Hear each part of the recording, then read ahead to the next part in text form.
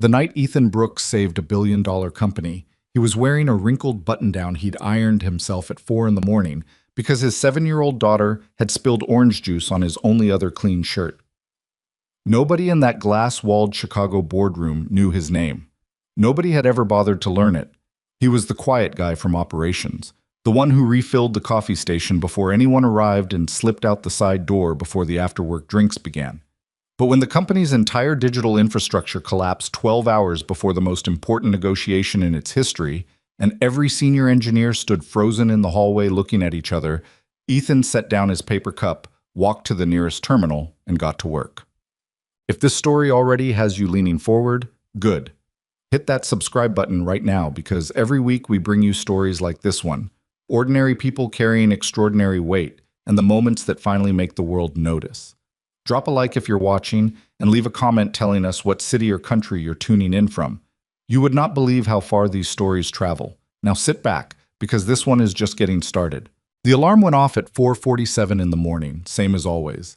Ethan reached over and silenced it before the second beep, a habit so ingrained his body did it without waking all the way. He lay still for a moment in the dark, listening. Down the hall, nothing stirred. Lily was still asleep. He had 13 minutes before he needed to start breakfast if he was going to get her lunch packed, her backpack checked, her hair detangled. The last part always took longer than expected. And still make it to the train station with enough margin that he wasn't jogging through the turnstile in a sweat. He swung his legs over the side of the bed and sat there a moment with his hands on his knees, looking at nothing. It was a Tuesday in October, the kind of morning where the city outside the window was still mostly dark and quiet. And if you tilted your head a certain way and squinted, you could almost pretend the world wasn't in a hurry. Ethan got up.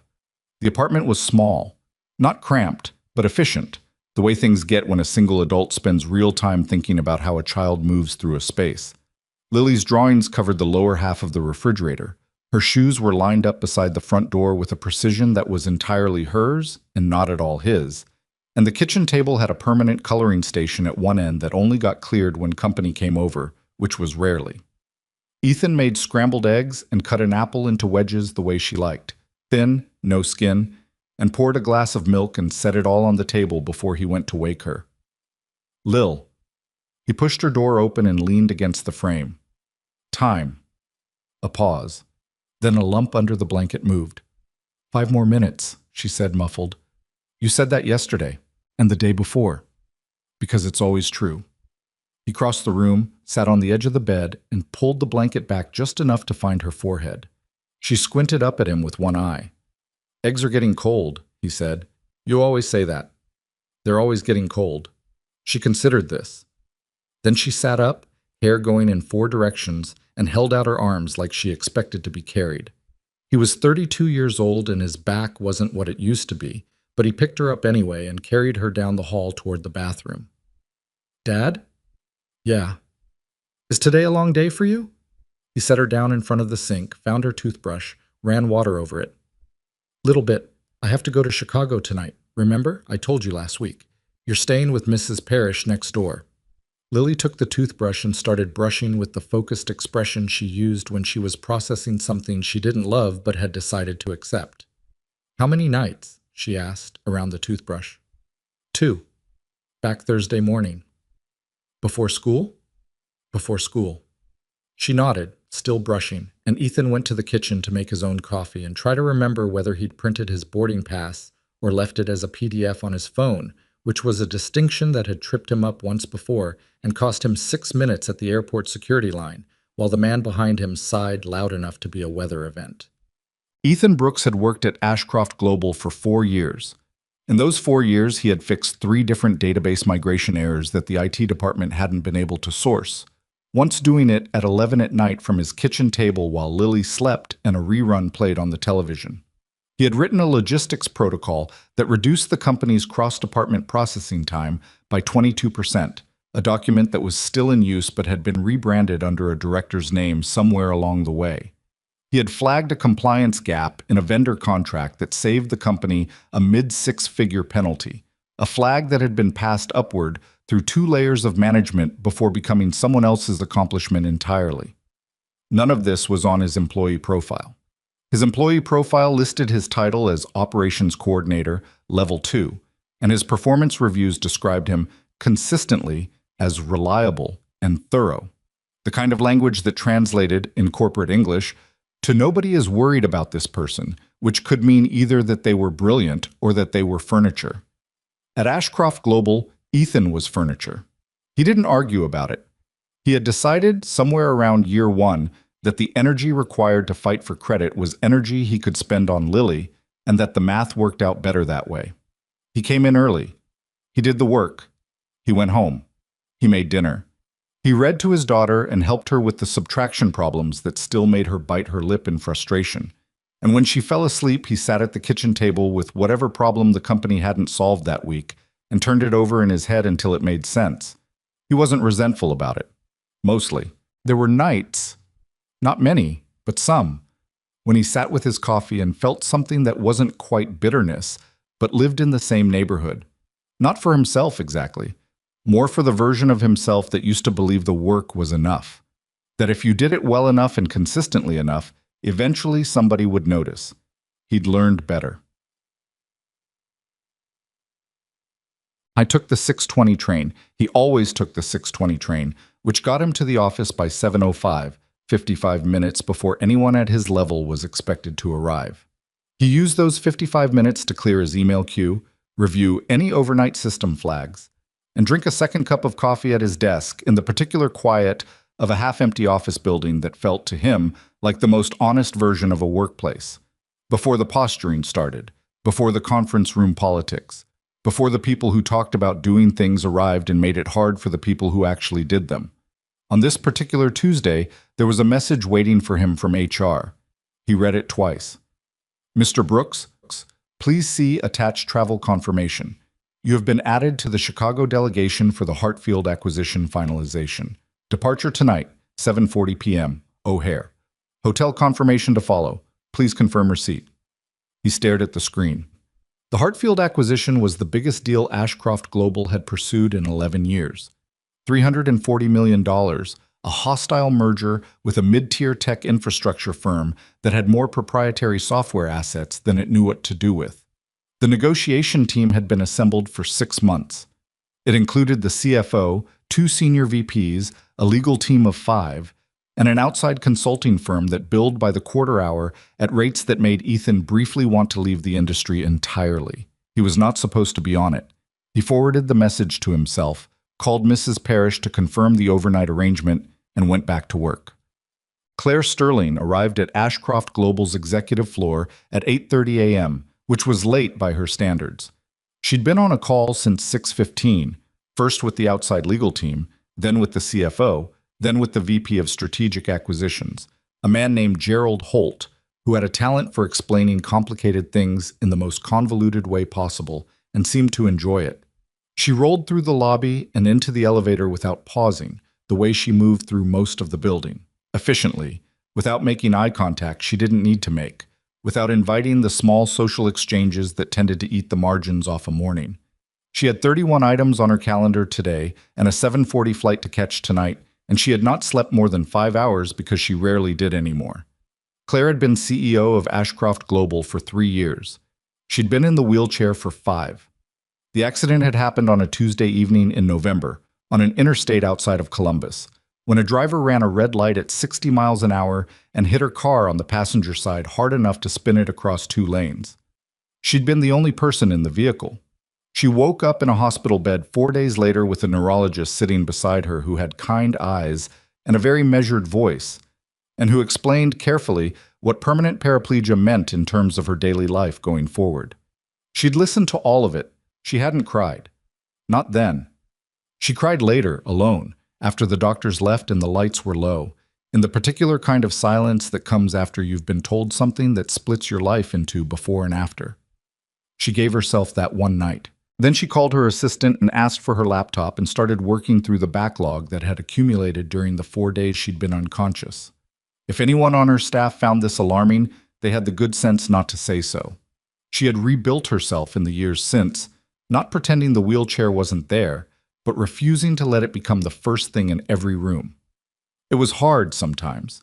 There were buildings with bad ramps, conference rooms with chairs arranged in ways that left her cornered, and people who talked to the person standing next to her instead of her.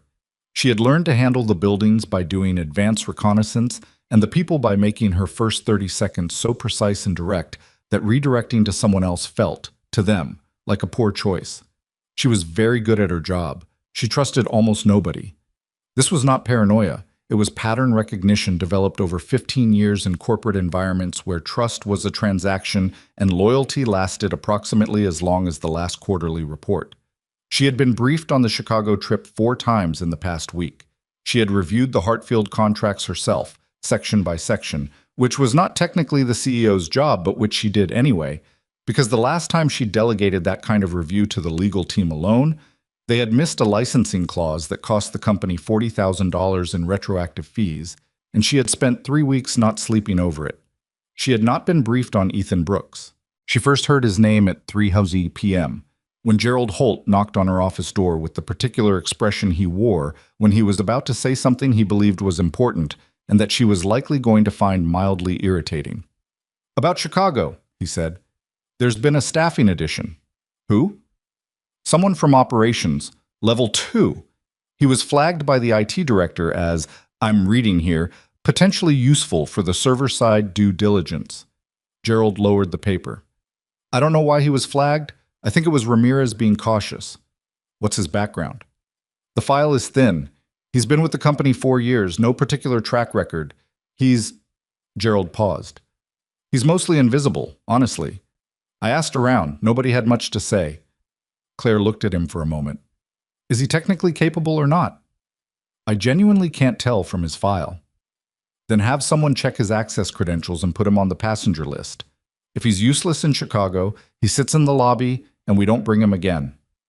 And if he's not useless, then I'll figure that out when I'm there." The flight to Chicago was uneventful.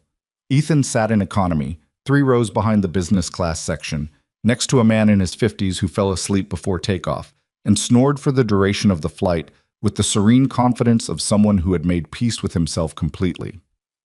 Ethan read through the Hartfield technical specifications on his phone, documents he'd pulled from the shared drive that afternoon, documents he was fairly certain no one had asked him to read, but that he'd read anyway because he liked to understand the shape of a problem before he walked into the room with it. The servers worried him a little.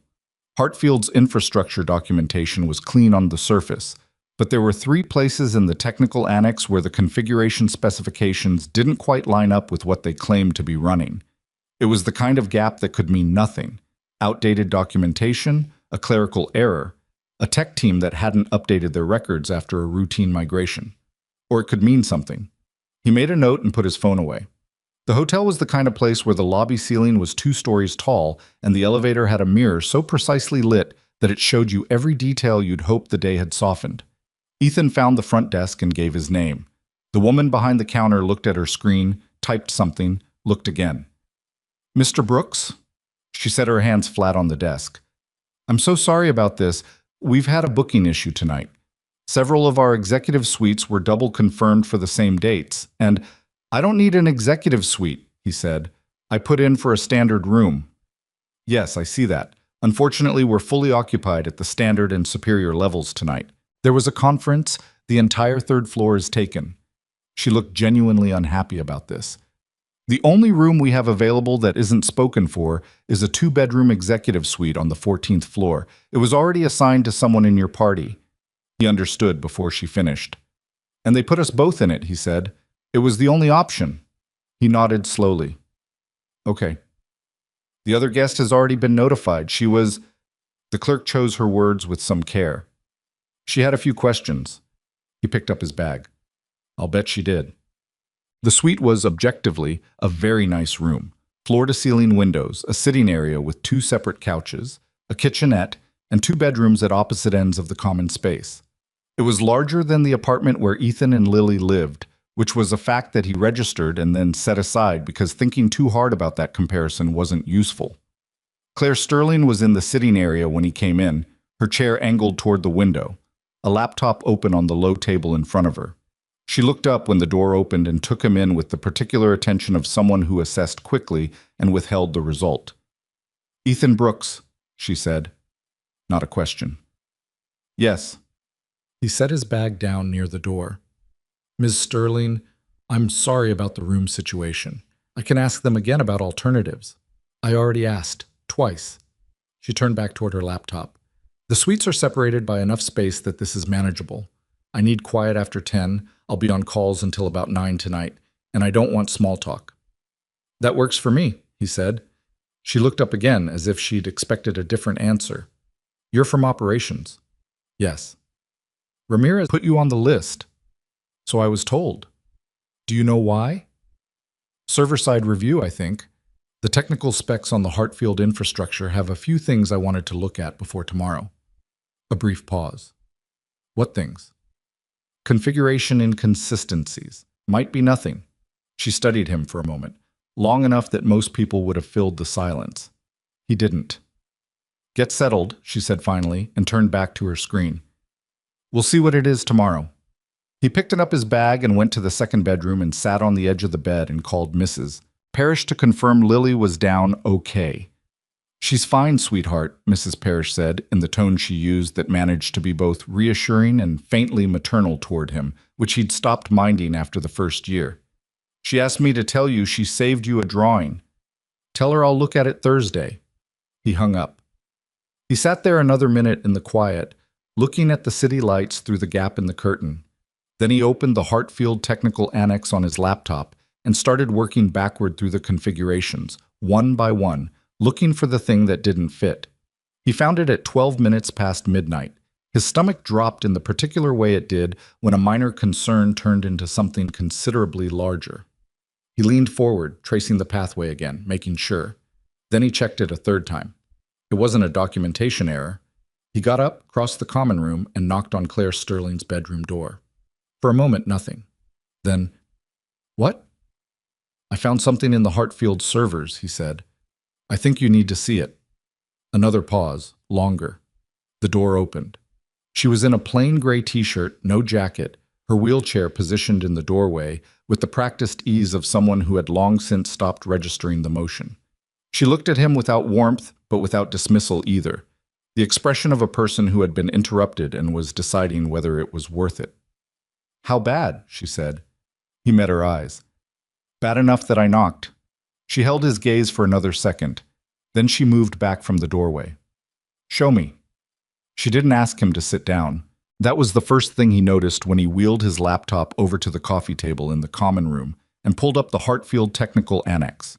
Claire positioned herself across from him, close enough to see the screen clearly, and leaned forward with her elbows on her knees in a posture that said she was paying attention and not much else. There was no small talk. She didn't offer coffee or apologize for the hour. She just looked at the screen and waited. He appreciated that more than he would have expected.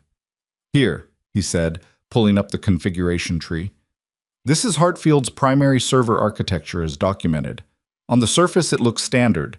3-tier setup, load balancers here and here, encrypted audit layer sitting on top. He scrolled down. But watch what happens when you trace the data routing on the secondary verification nodes. He navigated through 4 layers of technical documentation, moving with the quiet efficiency of someone who had done this kind of thing many times in rooms where nobody was watching. Claire followed without asking him to slow down, which told him something. There, he said. She leaned in closer. On the screen, nested inside what appeared to be a routine network configuration file, was a series of pathway redirects that didn't connect to anything in the documented architecture. They just went somewhere else. Somewhere unspecified. The kind of thing that looked like a clerical holdover from an old system migration if you glanced at it. The kind of thing that looked considerably more deliberate if you traced every thread to its endpoint and noticed that 3 of them led back to the same external IP address, one that didn't appear anywhere in Hartfield's disclosed vendor list. Claire was quiet for a long moment. When was this last active? She said. Based on the timestamp metadata, 6 weeks ago. He pulled up a side window. Which is 3 weeks after the acquisition talks officially began. She sat back. He watched something move across her face. Not panic, not quite, but the controlled tightening of someone who has just had a calculation confirm that they were hoping was wrong. You're telling me someone inside Hartfield has been routing data externally since we started talking. I'm telling you the configuration exists and it was active recently. I can't tell you who put it there without access to Hartfield's internal admin logs, which we obviously don't have." He paused. "But the architecture of it is deliberate. Whoever built this knew what they were doing. This isn't an accident." "Data exfiltration," she said flat. "Possibly. Or surveillance of our negotiation timeline. Or both." He watched her process this. "There's something else." She looked at him. "Our own servers." He pulled up a second window. Ashcroft's verification system, the secure environment they'd been using to exchange encrypted documentation with the Hartfield legal team throughout the acquisition process. "I requested read access to the system logs this afternoon before we flew out. Ramirez cleared it. I've been looking at these in parallel." He pointed to a line of entries near the bottom of the log. "This is a network configuration failure. It's been building for about 72 hours. Right now it's dormant. Everything looks normal from the front end. But based on the pattern, somewhere between 2 and 4 in the morning, the verification layer is going to fail. And when it does, the encrypted audit files," Claire said, "gone, or inaccessible, which amounts to the same thing for tomorrow's negotiation. Every verified document exchange we've had with Hartfield over the past 4 months, proof of representations, compliance confirmations, financial disclosures, all of it sits behind that verification layer." He looked at her steadily. "If the system goes down before the signing, we have no authenticated paper trail. The whole deal is built on good faith and our word." She was already thinking, he could see it, the rapid interior calculation of someone who ran a billion-dollar company and had learned to think on multiple tracks simultaneously. But she was also, briefly, just a person sitting in a dim hotel room at midnight with a problem that was considerably larger than it had been 20 minutes ago. And he saw that too, the moment before the CEO part of her reassembled. "Can you fix it?" she said. "I don't know yet. I need to look at the underlying architecture and see how deep the failure goes." He closed the Hartfield window. "I wanted to show you first before I started touching anything. It's your call." She looked at him with an expression he couldn't read entirely, something evaluating, not unfriendly, not yet trusting either. The look of a person deciding whether a tool is the right tool for the job without knowing yet what the tool can do. "Do you need anything from me to access the system?" "Admin credentials for the verification layer. I can work with the read access I have, but I can't rebuild anything without right permissions." She picked up her phone. It was 12:23 in the morning. She called someone, Marcus, from the IT director's office, judging by the conversation, and within 4 minutes had Ethan's access escalated to full administrative rights on the verification system. She did it without explaining herself to Marcus, which Ethan noted, and without making it sound like a crisis, which he noted even more. When she hung up, she looked at him. "How long?" "I don't know. Could be 2 hours. Could be 5. "Do you need me here?" He thought about it honestly, which he could tell she appreciated more than a reflexive no. "Not unless something breaks in a way I don't understand. In which case, yes." "I'll be up," she said. "I sleep badly anyway." She said it without inflection, just a fact, and went back toward her room. At the door, she stopped. "Brooks." He looked up from the laptop. "If you fix this, not when, if." She held his gaze. "I need to know what we're walking into with Hartfield tomorrow. Not just the servers, everything you saw." "Okay." "All of it, even the parts you're not sure about." "Okay," he said again. She nodded once and went inside. He pulled the laptop closer and started working. The failure was worse than he'd initially read. The network configuration problem wasn't a single point of collapse. It was a cascading dependency issue, the kind that formed slowly over time when a system was patched repeatedly without a full architectural review. 3 separate configuration layers had drifted out of alignment with each other, each one compensating slightly for the other's gaps, until the whole structure was being held together by workarounds that were themselves starting to fail. Like a building where someone had shored up a cracked wall with wooden beams, and the beams were starting to warp. He mapped the whole thing first before he touched it. That was the discipline.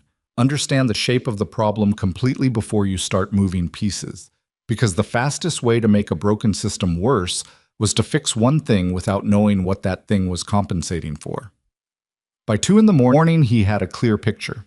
By 2:30, he had a repair sequence. At 2:41, he started. The suite was quiet. Through the wall, he could hear the city, traffic, a siren somewhere distant, the ambient low hum of a place that didn't really sleep.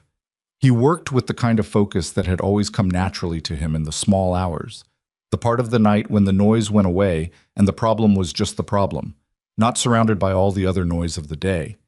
He rebuilt the primary configuration layer first, which was the most delicate step, like pulling a load-bearing beam and replacing it without letting the wall come down. His hands were steady on the keyboard. He'd done things like this before, in other rooms, at other hours, for other companies that had never known his name. At 3:15, Claire's door opened. She came out without a word, positioned herself near the kitchenette, and made coffee with the quiet efficiency of someone who'd been doing it in hotel rooms for years.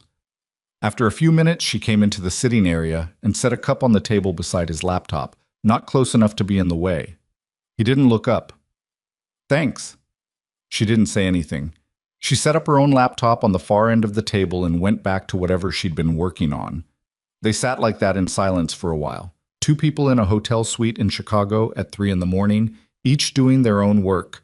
The only sound, the faint tap of keys, and the occasional low sound of the building settling.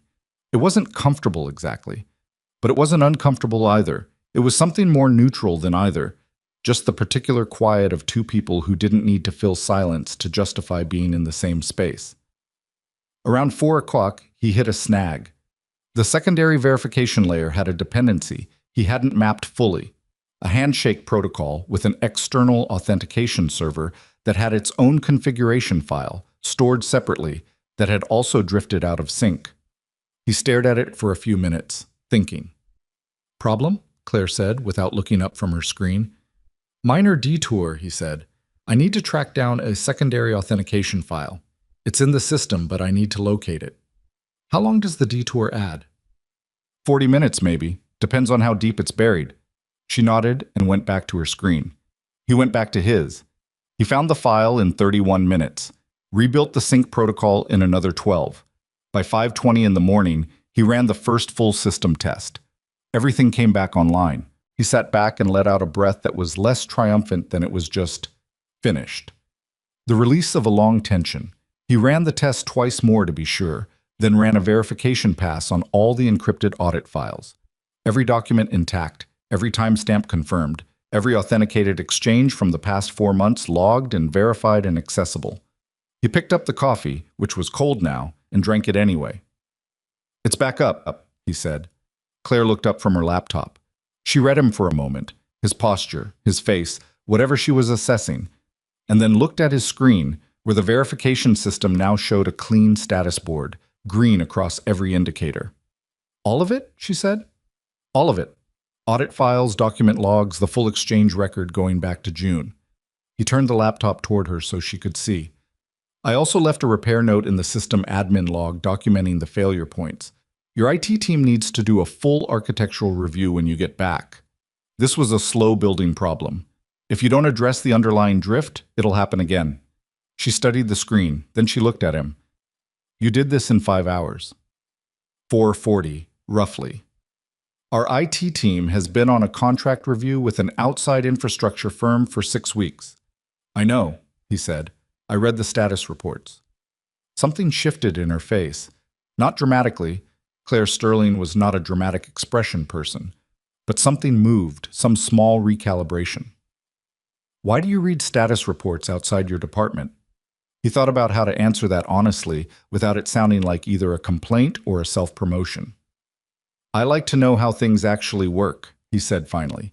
"The whole system, not just my piece of it. It's a habit." She looked at him a moment longer, then she closed her laptop. "Get some sleep. We have 2 hours. I want to go over the Hartfield findings with you first. You said you wanted everything. After we both sleep for 90 minutes, she said. I'm not walking into that conversation half-functional." He started to say he was fine, then registered that she was probably right, and closed his laptop instead. He slept for 83 minutes and woke up already thinking. Claire was already in the sitting area when he came out, dressed, coffee made. Her own materials spread across the table with the organized precision of someone who thought spatially and knew it.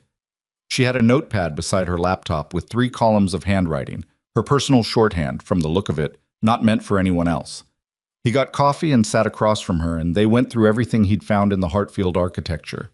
The external routing pathways, the IP address that didn't match any disclosed vendor, the timeline of activity relative to the acquisition talks. He walked her through it without editorializing, laying out what he knew, what he suspected, what he couldn't confirm, and keeping the categories distinct. She asked good questions, precise ones. She didn't ask him to repeat things, which meant she was processing quickly, and she didn't ask him to simplify anything, which meant she wasn't performing comprehension she didn't have. By the time they finished, it was 7:40 and the delegation was gathering in the lobby. Gerald Holt found Ethan near the elevator bank and looked at him, the way he'd probably looked at him every time they'd passed in the Ashcroft corridors. Not unkind, not rude, just the blank visual passage of someone who didn't register the other person as worth registering. "Brooks," he said, checking something on his phone. "You're down for technical support during the session. If anyone from Hartfield needs document verification, he'll be at the table," Claire said from behind them. Gerald turned. "I'm sorry?" "Ethan will be at the table, not in technical support." She moved past them toward the elevator. "Adjust the seating." Gerald looked at Ethan with an expression that was trying very hard to be neutral. Ethan looked back with an expression that was genuinely neutral, because he didn't particularly care about Gerald's reaction either way, and followed Claire into the elevator.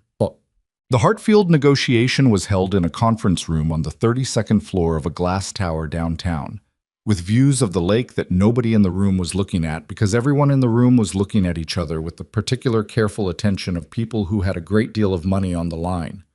Hartfield's team was led by a man named Douglas Crane, their CFO, mid-50s, silver-haired, the kind of polish that came from 20 years of conference rooms exactly like this one.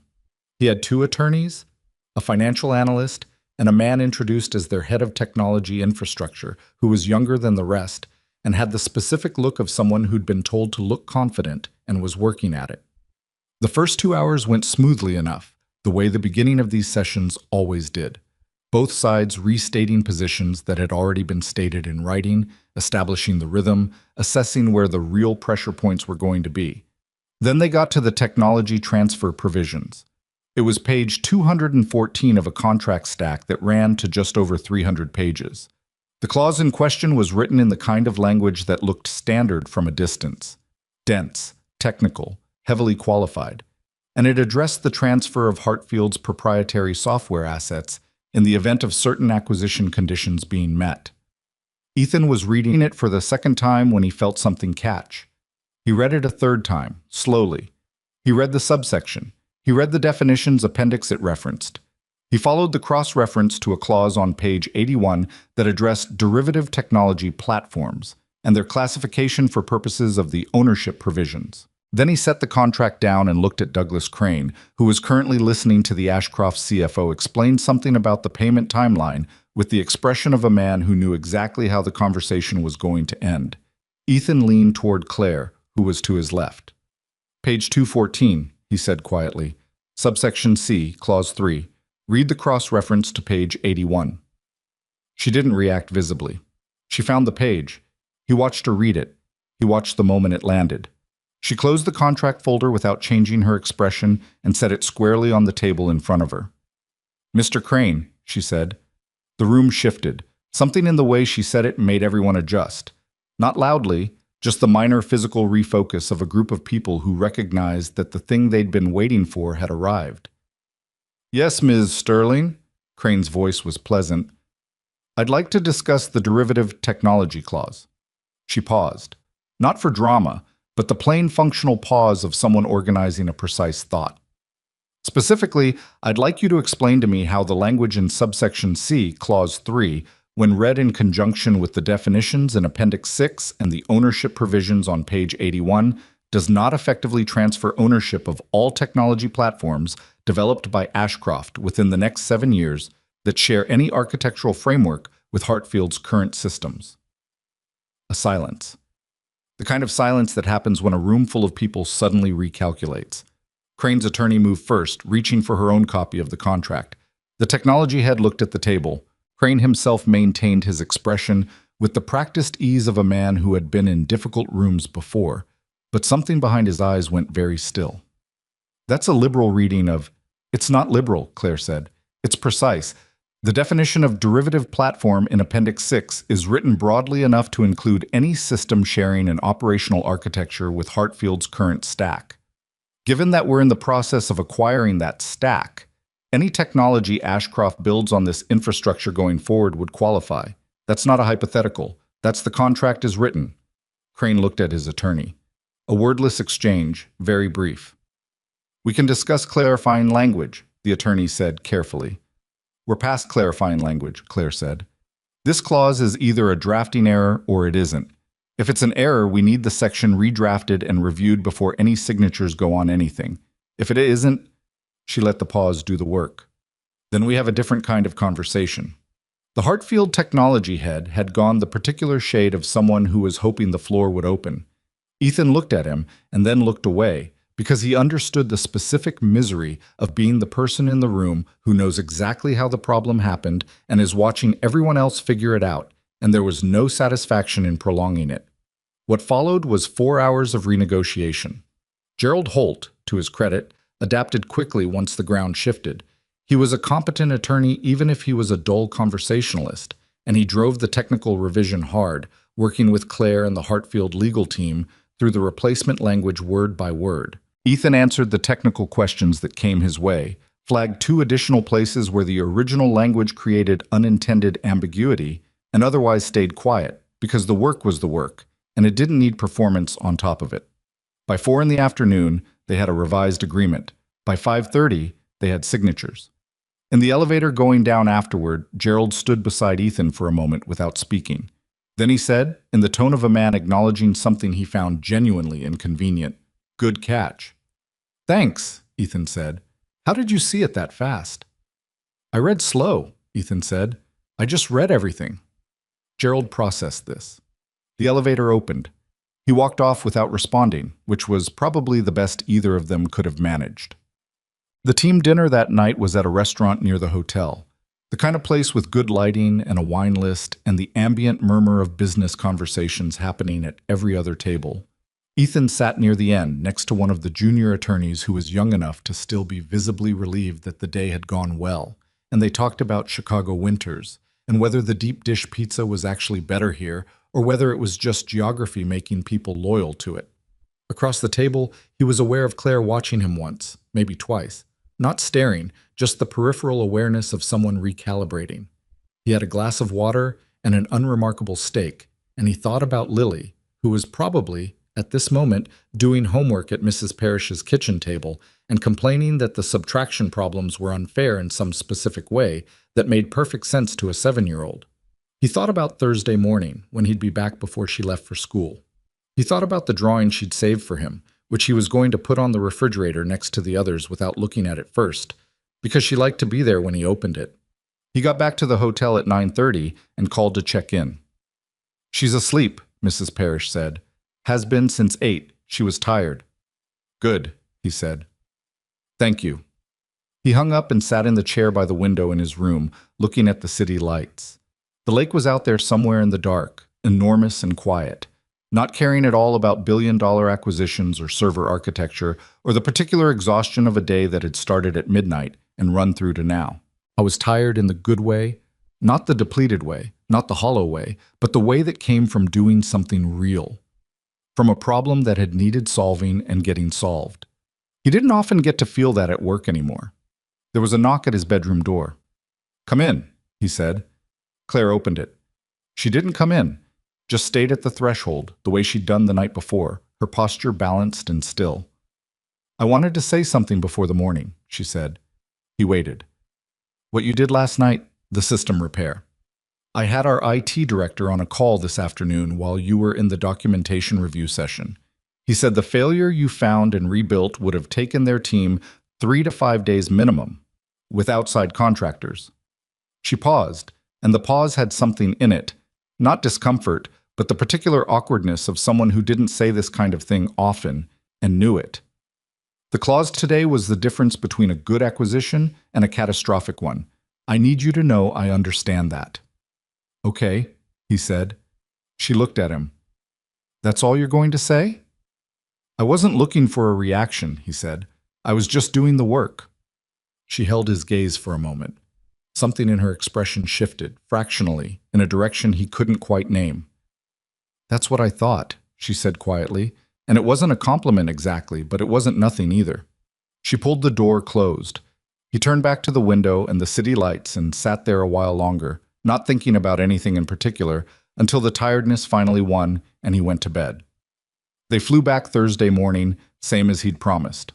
The flight landed at 7:12, which gave him 40 minutes to get from the airport to the apartment, swap his bag for a clean shirt, and walk Lily to school. He made it with 6 minutes to spare, which wasn't comfortable but was enough. And when Lily came out of Mrs. Parrish's door with her backpack already on and her hair already in the 2 braids she'd apparently done herself, slightly uneven, one higher than the other, she looked at him with the satisfaction of someone who had managed things competently in his absence. "You're late," she said. "I'm 6 minutes early," he said. "You're usually 10 minutes early, so you're late." He didn't argue with this because it was functionally correct. He took her backpack from her, and they walked the 4 blocks to school in the October morning cold. And she told him about the drawing she'd saved. It was a dog, she explained, though not a dog they had. A dog she wanted, a specific kind with floppy ears that she had researched thoroughly by asking Mrs. Parrish's neighbor, who had one. "We've talked about the dog," he said. "We've talked about why we can't have one," she said. "I'm still deciding if I agree." He dropped her at the school gate and watched her go through without looking back, the way she did now, the way that had started maybe 6 months ago when she'd decided that looking back was for kids younger than her. He stood there another 10 anyway, then turned around and went to catch the train to the office. He was back at his desk by 9:05. The return to a Tuesday caliber morning felt strange, in the specific way that always happened after something significant. The world hadn't adjusted to match the weight of what had just occurred, so it just looked like a regular office, with regular coffee and regular fluorescent lights, and his inbox full of things that had accumulated while he was gone and didn't know or care about Chicago. He worked through the backlog and didn't think too much about it. Claire came back to the office the same morning, earlier than him, and spent the first part of the day in back-to-back calls that were the necessary aftermath of closing a major deal: legal confirmation, board notification, public relations coordination, the particular administrative avalanche that followed a success. She was good at all of it. She had always been good at all of it. But between calls, in the small gaps where her assistant wasn't immediately putting through the next one, she found herself thinking about Ethan Brooks. Not in a way she could have easily articulated, and not in a way she was particularly comfortable with, because Claire had built her professional life on knowing exactly what she thought about everything and being able to state it. What she thought about Ethan was not yet fully formed. It was more like a question. A specific gap in her picture of the company, and by extension, of herself as the person who ran it. She had been CEO for 3 years. She had reviewed 4,000 personnel files. She prided herself on knowing, if not every name, then every function, every meaningful contribution, every load-bearing piece of the organization. That was what she told herself, and she had, until Chicago, believed it. The fact that Ethan Brooks existed in her company the way he did, invisible, unrecognized, apparently extraordinary, was not a comfortable fact. She pulled his HR file on Thursday afternoon, the same day they got back. It was, as Gerald had said, thin. 4 years of annual reviews, all in the same corporate boilerplate language, reliable, thorough, contributes consistently to team objectives, no commendations, no disciplinary notes, no record of any particular achievement, which she now understood wasn't because there hadn't been any. It was because the system had simply not caught them. She read the file twice and then sat for a moment with the particular feeling of someone who has just found a structural flaw in something they built. Then she opened the company's internal archive system and started searching backward. The archive search took the better part of 2 days. She did it herself, without asking her assistant or anyone from HR, which was a choice she made deliberately. She wasn't sure what she was looking for exactly. Not a smoking gun, more like a pattern. The way Ethan moved through the company, what he touched, what changed after he touched it, whether anyone had noticed. She started with the logistics protocol. She found it in a department folder dated 14 months ago, filed under the name of a director named Paul Sutter in the operations division. It was a 43-page document that had reduced cross-department processing time by 22%, a figure she vaguely remembered from a quarterly report, attributed to a process improvement initiative in Sutter's team. She had signed off on Sutter's bonus that quarter. She read the document carefully. Then she searched the metadata. The original file had been authored under a generic system login used for document processing, which told her nothing. But attached to the initial submission was a version history, and the version history showed a draft uploaded 48 hours before Sutter's final submission from a workstation registered to Ethan Brooks. The draft and the final submission were, word for word, the same document. She sat with that for a while. Then she went looking for the compliance gap. It took her longer to find it because it hadn't been formally documented anywhere. It existed only as an email chain that she located by searching the legal department's archive for vendor contract amendments in the previous 3 years. The chain started with an email from Ethan to his direct supervisor at the time, a man named Roy Callender, flagging a licensing clause in a vendor agreement and recommending it be reviewed by legal. The chain showed Callender forwarding it upward, where it was eventually addressed, and the amendment was executed, and the $40,000 penalty was avoided. Callender had received a commendation in his year-end review for proactive compliance management. Ethan's name did not appear anywhere in the chain after his initial email. She closed the archive and looked out her office window at the city below for a long time. These were 2 instances. She suspected there were more, but 2 was already enough to understand what she was looking at. Not a man who had been overlooked because he was quiet and unremarkable. A man who had been producing quietly extraordinary work for years in an environment that had a specific structural failure. It rewarded the people who submitted the work, not the people who did it, and no one, including her, had looked closely enough to notice the difference. She thought about the repair in Chicago, the clause, the way he'd worked through the night without complaint or theater, without checking to see if anyone was watching. She thought about the way he'd said, when she'd thanked him, "I wasn't looking for a reaction, I was just doing the work." She picked up her phone and called her head of HR, a woman named Diana Park. "I need you to pull everything you can find on an employee named Ethan Brooks," she said. "Full background, not just what's in the current file. Go back before he joined Ashcroft. Whatever you can find in the external record." Diana was quiet for a second. "Is this a disciplinary matter?" "No," Claire said. "It's a curiosity matter, and Diana, this stays between us for now, sub." Diana's report came back the following Monday morning, and it sat in Claire's inbox for 3 hours before she opened it, which was not her usual relationship with information. She was not normally someone who delayed reading things. She was someone who read things immediately and acted on them efficiently. But she had a feeling, looking at the subject line, that whatever was in this file was going to require her to sit with it for longer than she usually sat with things. She was right. Ethan Brooks, 32 years old, Operations Coordinator Level 2. Before Ashcroft Global, 8 years as an independent corporate consultant, working primarily in technology infrastructure recovery and strategic restructuring. His client list, as reconstructed from publicly available sources, included 4 mid-sized companies that had been in genuine operational distress when he'd taken them on, 3 of which had stabilized and returned to profitability within 18 months of his engagement, one of which had gone on to a successful acquisition at a significantly improved valuation. He had been, before the age of 28, one of the more effective turnaround consultants in the mid-market space. Diana had included a note at the bottom of the report, in the slightly cautious tone she used when she wasn't sure how something would land. There is no apparent reason in the professional record for why he would have moved from that career trajectory into an entry-level operations role. The transition appears to have been entirely voluntary. Claire read the report twice. Then she sat back and stared at the ceiling for a moment, something she rarely did because it wasn't useful, and she was generally allergic to things that weren't useful. He had walked away from it. That was the part she kept returning to. Not been pushed out, not failed, walked away. From a career that most people in her industry would have killed for, voluntarily, and into an operations coordinator role at a mid-sized corporation where he'd quietly been doing good work for 4 years without asking for any recognition at all. She needed to understand why. She went to his floor herself on a Tuesday afternoon. She took the elevator down from the executive level, which she didn't do often, not because she was above it, but because her schedule rarely left room for unscheduled movement.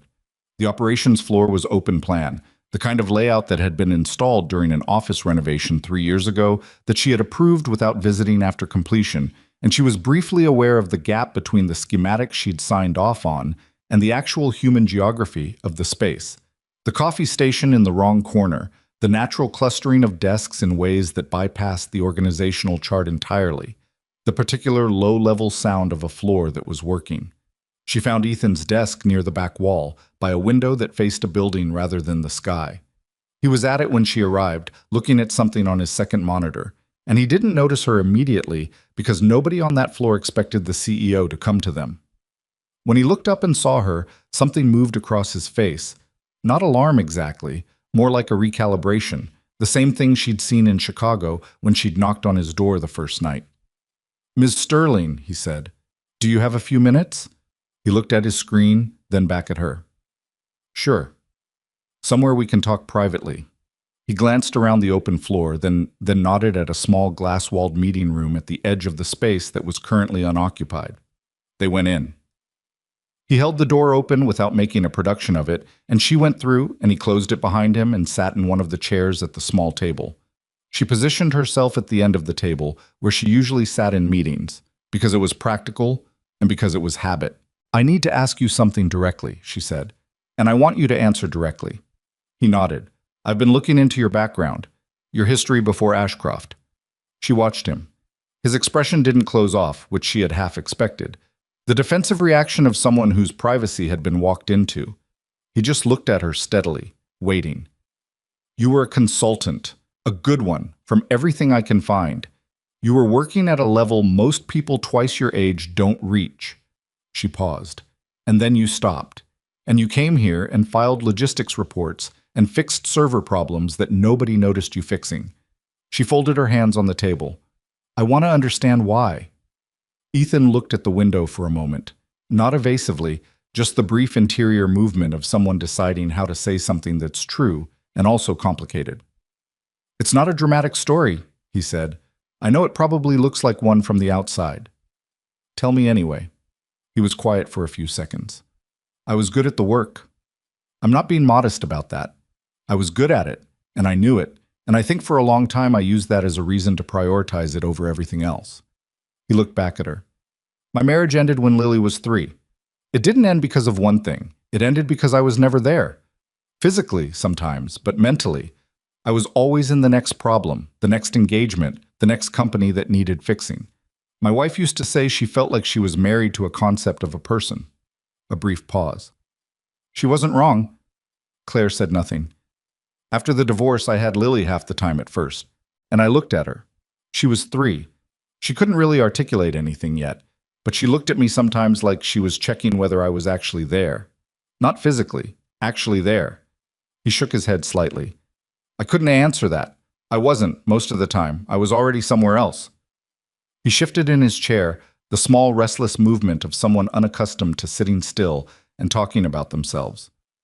"I took a month off after the divorce was finalized, told myself it was to regroup, and I spent 30 days just being with her, being actually there. We went to the park and we made terrible pancakes, and I read her the same 3 books every night because those were the ones she wanted, and I read them until I had them memorized." He stopped. "And I realized I had missed about a year and a half of her actual life. Not the events. I'd been at most of the events. But the life. The daily texture of who she was becoming. I had missed it because I was always partially somewhere else." Claire was watching him carefully. "So you quit," she said. "I restructured. I needed something stable, predictable hours, no travel, an operations role fit." He looked at her without defensiveness. "I know what it looks like. I know what people here think of the position. I'm not... It's fine. The work is real. It matters that things run correctly. And I'm home by 6. Lily has dinner with her father every night." Something shifted in his voice, not much, but enough. "That's not nothing." Claire held his gaze. "No," she said quietly. "It's not." A beat of silence. She had spent 5 years since the accident telling herself that the work was what she had, that it was enough, that building something real and lasting out of Ashcroft Global was a sufficient answer to the question of what her life was for. She believed it, mostly. On the days she believed it least, she worked harder. And here was a man who had voluntarily stepped back from the version of success she was running toward, not because he'd failed at it, but because he'd decided it cost too much and had been quietly, stubbornly living by that decision for 4 years in a cubicle by a window that faced a building instead of the sky. She wasn't sure what to do with that information. She filed it in the part of her mind that held things she was still processing and came back to what she'd come to say. "There's something else I want to discuss," she said. "The logistics protocol. The one filed under Paul Sutter's name 14 months ago." The expression on Ethan's face was hard to read exactly. Not uncomfortable, not bitter, something more like resigned. The face of a person looking at a thing they'd made peace with and finding the peace slightly disturbed by having it named. "I wrote it," he said. It wasn't a question. "I know." She paused. "Did Sutter know you wrote it when he submitted it?" A beat. "Yes." "Did he tell you he was submitting it?" "He told me he was going to formalize it into a department proposal. I assumed that meant it would go in with attribution." He looked at the table briefly. "When the quarterly came out with his name on it, I went to his office and asked him about it." "And?" Ethan's jaw moved once. "He said the document was developed in collaboration and the department credit covered everyone. He said it was how the system worked." A pause. He wasn't yelling. He was very calm about it. That was almost the worst part. "Did you escalate it?" "To who?" He looked at her with an expression that wasn't hostile but was very honest. "His supervisor was 2 levels above me. The review had already gone to the board. I'm an operations coordinator level 2. If I walk into someone's office and say my director stole my work..." He left the rest of it unsaid because they both understood how the sentence ended. "I have a daughter. I need this job to be stable." Claire looked at him for a long moment. "I should have known," she said. Not dramatically, not as a performance of guilt, just as a statement of fact. "It's my company. I signed off on that bonus. I should have asked more questions." "You run a 6,000-person company," he said. "You can't audit every document submission." "I can build a system that doesn't reward that kind of thing," she said. "I clearly haven't." He didn't argue with that, which she respected. She had one more thing to cover, and she had been deciding since she walked in whether to bring it up. And she had decided yes, because not bringing it up felt like continuing the original error in a different form. 3 years ago," she said, "there was a technical disaster, a server collapse in the middle of a board audit. The entire verification system went down for 6 hours, and we nearly had to postpone a regulatory filing." She watched his face. "I was new as CEO. I was briefed afterward that the IT department had fixed it through the night. I thanked the director. I sent the team a bonus." Ethan was very still. "I found the incident log last week," she said. "The original repair request was flagged from your workstation at 11:48 p.m. The fix was committed under a batch admin login, which is why it wasn't immediately attributable to any individual. But the directory timestamp on the repair architecture file traces back to your employee workstation." He was quiet for a long moment. Then, "The director knew. Not at the time.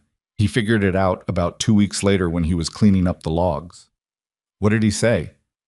"He pulled me into a conference room and told me that the batch login meant the repair was officially department property, and that if I had any concerns about recognition, I should think carefully about how a junior employee raising a complaint about a senior director would look, especially one who was still in his probationary window at the time."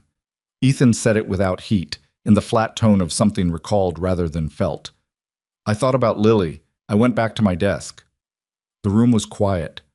Claire had run this company for 3 years with the conviction that she knew its bones, its people, its weak points, its real architecture beneath the official chart. She had been wrong. Not about the business numbers, not about the strategy, but about the human structure beneath all of it, the way credit actually flowed and where it pooled, who got seen and who did the same work and got nothing. "That director left the company 8 months ago," she said. "He took a VP role elsewhere." Ethan nodded slightly. He'd known. The bonus from that quarter went to his team. He received the largest individual commendation. She said it plainly. "You received nothing." "It wasn't the first time," he said, and then quietly, "It wasn't the last." They sat with that for a moment. "I want to fix it," Claire said. "Not symbolically, structurally. And that starts with you not being in a level 2 operations role anymore." She held up a hand before he could speak. I'm not asking you right now. I'm telling you I'm going to make an offer, and I want you to actually consider it, not reflexively say you're fine where you are because you don't want the conflict. He looked at her. What kind of offer? There's a division I've been trying to stabilize for 8 months. Consumer technology integration. It's bleeding performance. The team morale is poor, and I've had 3 directors in there in 2 years because the structural problems are deeper than any of them understood. She paused. I want you to take it. Ethan was quiet for a moment. She could see him thinking, not about whether he wanted it, but about all the adjacent things. The hours. Lily. What more responsibility would mean for the life he'd built carefully around the thing that mattered most to him? The position, he said. What are the expected hours? It was exactly the right question. She had thought about this because she was not a person who walked into a conversation without considering the other side's constraints. You define them, she said. I need results, not presence. If the division is performing and your team is stable, I don't care when you leave. I do care about outcome. He looked at her with something careful in his face. You're serious. I rarely say things I'm not serious about. No travel requirements? Limited. No more than what you've already been doing. Less, if you manage it right. He was quiet for another moment, looking at the table, then out the window at the building across the way. I'll think about it, he said. That's all I'm asking, she said. She moved toward the door, then she stopped. Ethan. It was the first time she'd used his first name. She wasn't sure afterward why she had.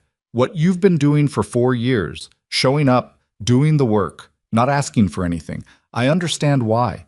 I'm not going to tell you it was wrong. She paused, and the pause cost her something. But I think you've been in a building full of people who should have seen you, and didn't, and I'm sorry it took me this long. He looked at her. She couldn't fully read his expression. Something complex lived there, a mix of things that weren't purely one feeling. Thank you, he said. And then, after a beat, Claire. It was the first time he'd used her name either. She held his gaze for 1 moment longer than was strictly necessary, then pulled the door open and went back to the elevator and rode it up alone to the executive floor. She sat at her desk for a full 3 minutes without opening anything, which was not her habit. She was thinking about a man who had chosen his daughter over his ambition and been punished for it by the same machinery that was supposed to reward good work. She was thinking about the director who had walked away with the bonus and the commendation and the VP title at another firm. She was thinking about the 6,000 people in this building, and how many of them she actually knew, and how many were invisible in the same way Ethan had been invisible, and how much of that was the company's architecture, and how much of it was hers. She opened her laptop and started writing the longest internal memo she had written in 3 years. It was addressed to Diana Park and the entire senior leadership team. The subject line read, Attribution and Recognition, Structural Review Initiative. She typed for 40 minutes without stopping. Ethan told her yes on Friday morning via a 3-sentence email that was, she thought, exactly as long as it needed to be. The first sentence confirmed his acceptance. The second said he would need 2 weeks to transition his current workload to someone else cleanly. The third said he had some thoughts about the division's structural issues that he'd like to walk her through before he officially started, if she had an hour. She replied with 1 sentence, Monday at 9. My office. She closed her laptop and allowed herself briefly the small private satisfaction of something going right. Not perfectly. Nothing went perfectly, and she had learned to mistrust the feeling when it showed up. But right. The way a corrected course feels when the correction finally holds. Outside her window, the city was doing what it always did, indifferent and enormous, and somewhere in it a 7-year-old girl was probably arguing with a subtraction problem and saving a drawing for her father to look at when he got home. Ethan Brooks, who had been invisible for 4 years, would not be invisible anymore. Whether that was good for him in all the ways that mattered, in the ways that didn't show up in performance reviews or org charts, was a question only he could answer, and Claire understood that well enough to leave it alone. She had said what she had to say. The rest was his. He showed up Monday at 9 with a legal pad, 2 printouts, and a cup of coffee he'd made himself before leaving the apartment because the coffee in the executive suite kitchen, he had determined on his one prior visit, was optimized for appearance rather than function. Claire's assistant waved him in. She was already at her desk when he entered, which meant she'd been there for at least an hour, and she had the particular alert stillness of someone who had already done a significant amount of thinking before the meeting started. She gestured at the chair across from her. Not the long conference table on the side of the room, which was the formal setup, but the smaller work table near the window where she apparently had the conversations she considered real rather than procedural. He sat. She looked at the legal pad and the printouts. "You said you had thoughts about the division," she said. "The structural problems go deeper than personnel," he said. "I want to make sure we're aligned on that before I officially start. Because if we're not, 3. Show me." He turned the first printout toward her. "This is the division's performance data going back 20 months. Revenue decline is 11% year over year, which is what most people focus on. But look at the team turnover rate." He pointed to a column on the right side. 43% in the last 18 months. That's not bad luck. That's a system problem. Claire studied the numbers. The previous directors attributed it to compensation. Compensation is part of it, but it's not the root. He pulled the second printout. "I talked to 3 people still in the division this week.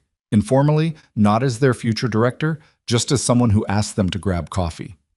What they described was a team where the people closest to the actual work had no input on decisions, no visibility into outcomes, and no sense that their effort connected to anything larger than their individual task." He set the printout down. "They didn't leave for better pay. They left because they felt like they were working inside a machine that didn't know they existed."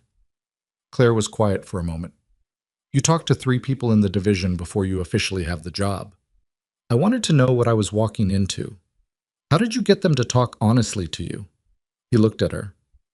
"I asked them questions and didn't say anything when they answered. People will tell you everything if you don't interrupt them." Something moved in Claire's expression. Not quite a smile, but the adjacent thing. "What are you proposing?" "Structurally, 3 changes." He walked her through them, and he was specific and practical. A restructured reporting system that gave team leads direct visibility into the division's performance metrics, so they could see how their work affected outcomes. A recognition protocol where project contributions were logged at the point of completion rather than summarized upward through management where they could get lost or absorbed, and a weekly division-wide sync that included everyone from senior analysts down to the logistics coordinators. Not a status meeting, a problem-solving meeting, where whoever had the clearest view of a problem presented it regardless of their title. He knew the last one would get pushback. The existing senior staff, the ones who'd survived the 3 previous directors, had established themselves in a hierarchy, and hierarchies didn't enjoy being flattened, even partially. He said so. "There's going to be friction with some of the senior staff," he said. "Probably 2 or 3 people who've gotten used to being the filter for information going up and down. When that filter disappears, they're going to feel like I'm removing something from them." "Are you?" Claire asked. "I'm removing their ability to take credit for other people's work and block other people's access to leadership," he said. "If they want to call that something being removed from them, yes." She looked at Tim steadily. "And if they push back hard? Then I'll have a direct conversation with each of them about what I need from them and what they can expect from me. And if we can't find a working arrangement, we'll part ways professionally." He picked up his coffee. "I'm not going in there to be liked. I'm going in to fix it." Most people in a new leadership position spend their first month trying to win over the existing power structure, she said. "Most people in a new leadership position in that division have left within 8 months," he said. "I don't think that strategy's working." She looked at him a moment longer, then gave a single nod. "You have the resources. HR will clear whatever structural changes you need. Come to me if you hit a wall I need to move." She paused. "I'll stay out of the day-to-day." "I'd appreciate that," he said. "Don't make me regret it." "I'll try," he said, which was more honest than "I won't," and she appeared to register that. He left her office at 9:47 and went down to the consumer technology integration floor to start. The division had 61 employees when Ethan took over, distributed across 4 functional teams: product, engineering, client relations, and operations support. The first thing he did when he arrived that morning was not call a meeting or send an announcement email. He walked the floor. He introduced himself to each person individually, learned their names, asked what they were working on, and listened to the answer. Some of them were visibly suspicious, the wariness of a team that had been through too many leadership changes to believe a new one meant anything. A few were politely blank, waiting to see. One woman in the engineering team, a senior developer named Priya, who had been with the division for 3 years and had the particular guarded quality of someone who'd been burned before, looked at him when he sat at the edge of her desk and said, without preamble, "Are you staying?" "I plan to," he said. "The last 3 directors planned to." "Then I'll try not to plan," he said. "I'll just stay." She looked at him for a moment, then went back to her screen. Not convinced, but not dismissing him either. He moved on. By his 3rd week, he'd identified the 2 senior staffers who were going to be the friction points. A project manager named Dennis Breyer, who had survived all 3 previous directors by being indispensable to each of them in ways that required them to route everything through him, and a client relations lead named Sandra Fitch, who ran her team like a closely held private company within the division, with loyalty structures and information flows that did not map onto the official org chart at all. He met with both of them separately in his 2nd week, in the glass-walled meeting room at the edge of the floor. He told them, directly and without theater, what he'd observed and what he intended to change. He told Dennis that the reporting would be restructured so that team leads had direct visibility into performance data and direct access to Ethan, and that his role going forward would be coordination rather than filtration. He told Sandra that her team's client contacts would be logged in the shared system going forward, that client relationship ownership was a team asset, not an individual one, and that he expected her team's metrics to be presented in the division-wide sync by whoever had the most direct knowledge, not by her as proxy. Dennis said he understood and that he thought the changes sounded reasonable, with the smooth, accommodating manner of someone who had decided to wait and see whether the new director had enough staying power to actually enforce what he was describing. Sandra said she had concerns. "What concerns?" Ethan said. "The people on my team have built these client relationships over years. Putting that information in a shared system means anyone in the division can access it. That creates confusion and it undermines the client experience. Or it means that if one of your team members is sick, someone else can step in without the client experience falling apart," he said. "Which version sounds more like a concern about the clients, and which sounds more like a concern about the information staying where it is?" Sandra looked at him with the expression of someone who was deciding whether she'd been insulted. "I'm not suggesting your intentions aren't good," he said, more evenly. "I'm suggesting the current system creates a single point of failure and removes accountability from the team level, and that's not good for anyone, including your clients." He paused. "I want you on this team, Sandra. I think you're good at this work. But I need you to work with the new structure, not around it." She said she'd think about it. He said he'd give her a week. She came back in 5 days with a detailed proposal for how the client contact logging could be implemented in a way that protected relationship context, actually useful, actually thought through. He read it, made 2 amendments, and implemented it. He told her, in front of her team at the next sync, that the protocol was her design. She didn't warm up to him overnight. She was not a warm-up overnight person, but she stopped working around the structure, and that was what he'd asked for. 40 days in, the division's weekly output numbers started moving. Not dramatically. Not the kind of jump that made people stand up at board meetings. More like the gradual pressure change before weather shifts. The kind of thing you noticed because you'd been watching carefully and you knew what the baseline was. The team turnover stopped. 3 people who had submitted internal transfer requests in the weeks before Ethan arrived withdrew those requests. The project completion rate, which had been running at 67% on time for 6 quarters, hit 81% in the 2nd month. Priya, the senior developer who had asked him if he was staying, shipped a client integration framework that she'd been trying to get approved for 8 months under the previous leadership. She presented it in the division sync on a Thursday morning, walking through it herself. And the team asked good questions, and she answered them, and the thing went into production the following week. After the sync, Ethan found her in the kitchen getting coffee. "That framework is good," he said. She poured coffee without looking at him. "I know. I've known for 8 months. Why couldn't you get it through before?" She looked at him then. "Because I'm a developer. The project managers decided what went to leadership. If a PM didn't pick it up and carry it, it didn't move." She took her coffee. "Dennis didn't think it was strategic enough." Ethan nodded. "It'll go in your personnel record as the originating engineer. I'm putting that in writing today." Priya looked at him for a moment with an expression that was complicated. Not purely gratitude, something older and more worn than that. The look of someone receiving something they'd been owed for long enough that receiving it now came with a layer of feeling that couldn't be entirely good. "Thank you," she said, and left the kitchen. He stood there for a moment with his own coffee, thinking about that expression.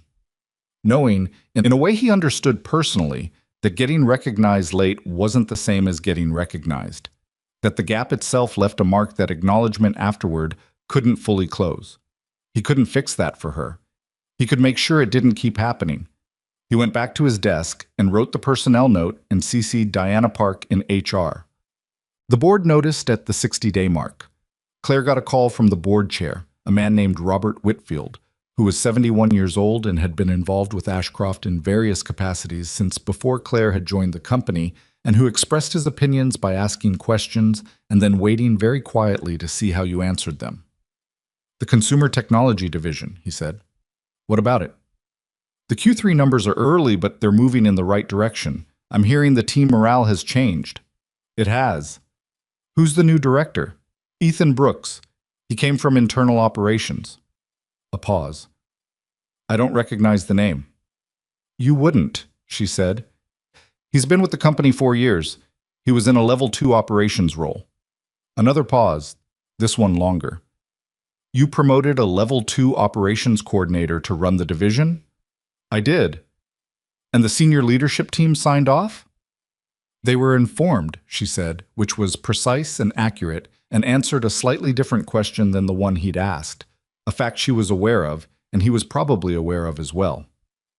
"Gerald Holt told me the team had concerns," Whitfield said. "Gerald's concerns were noted," Claire said. "The division is performing." Whitfield was quiet for a moment.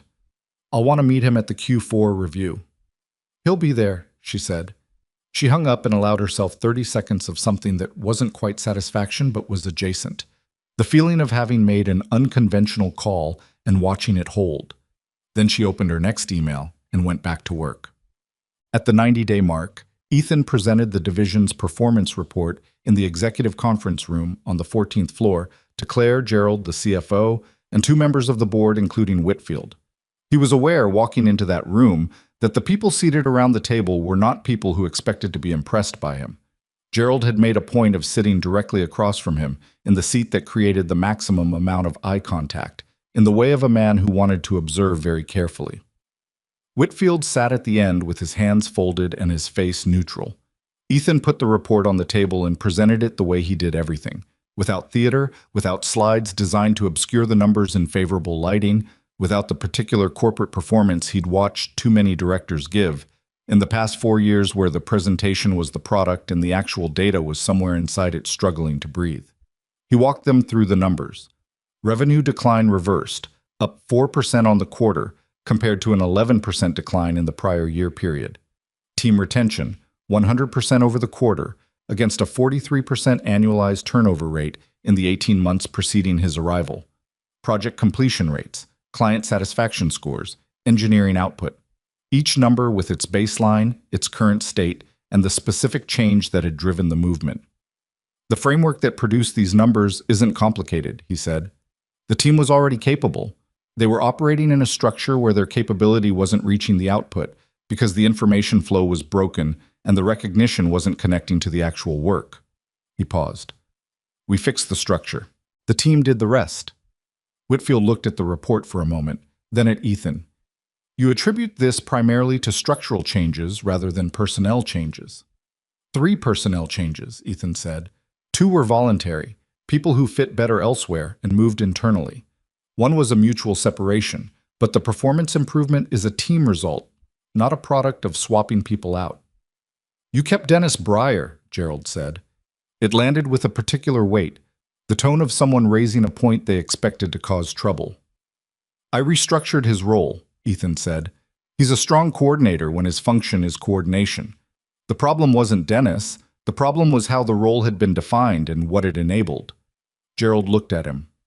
"He's been raising concerns with leadership about the new reporting structure."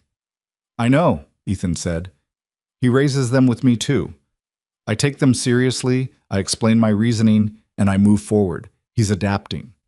Gerald seemed to have expected a different answer. He moved his pen on the table slightly, the small physical adjustment of someone recalibrating. These are strong numbers for 90 days, the CFO said, which was the highest register of compliment he appeared to have available for professional situations. Whitfield said, "What does the next quarter look like?" Ethan walked them through his projection, which was conservative. He had deliberately built it below what he thought was achievable, because sandbagging upward was better than missing a number he'd oversold, and also because he didn't trust rooms full of confident projections, having been in enough of them to know how they usually ended. After the meeting broke up, Gerald caught him in the hallway outside the conference room. "Brooks." He said it in the tone he used for everything, which was not exactly unfriendly, but contained the residual friction of a man who had been wrong about something and hadn't entirely processed it. "Good quarter." "Thanks." A pause. "I want you to know I didn't have a personal issue with your promotion. I had concerns about the process." Ethan looked at him. "I know, Gerald. I still think it was unorthodox." "It was," Ethan said. "It worked." Gerald processed this. "We'll see how Q4 goes." "Yes," Ethan agreed and went back to the elevator. Bob. 3 weeks after the quarterly presentation, Claire called a company-wide meeting. These happened twice a year at Ashcroft. The whole company, or as much of it as could be gathered, in the main atrium of the headquarters building, with overflow rooms on 3 floors carrying the video feed to the rest. 6,000 people, give or take, in person or on screen.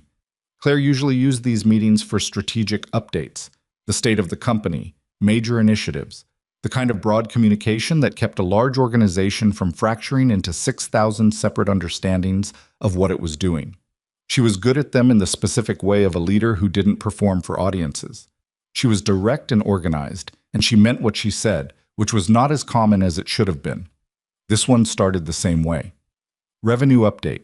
Acquisition integration status. Q3 performance overview. The room listened with the collective attention of a large group that had learned this particular leader was worth listening to. Then she said, "I want to take some time today to talk about something that doesn't appear on a performance chart." The room shifted slightly. 6,000 people, some of them hundreds of miles away on a video feed, adjusting their attention.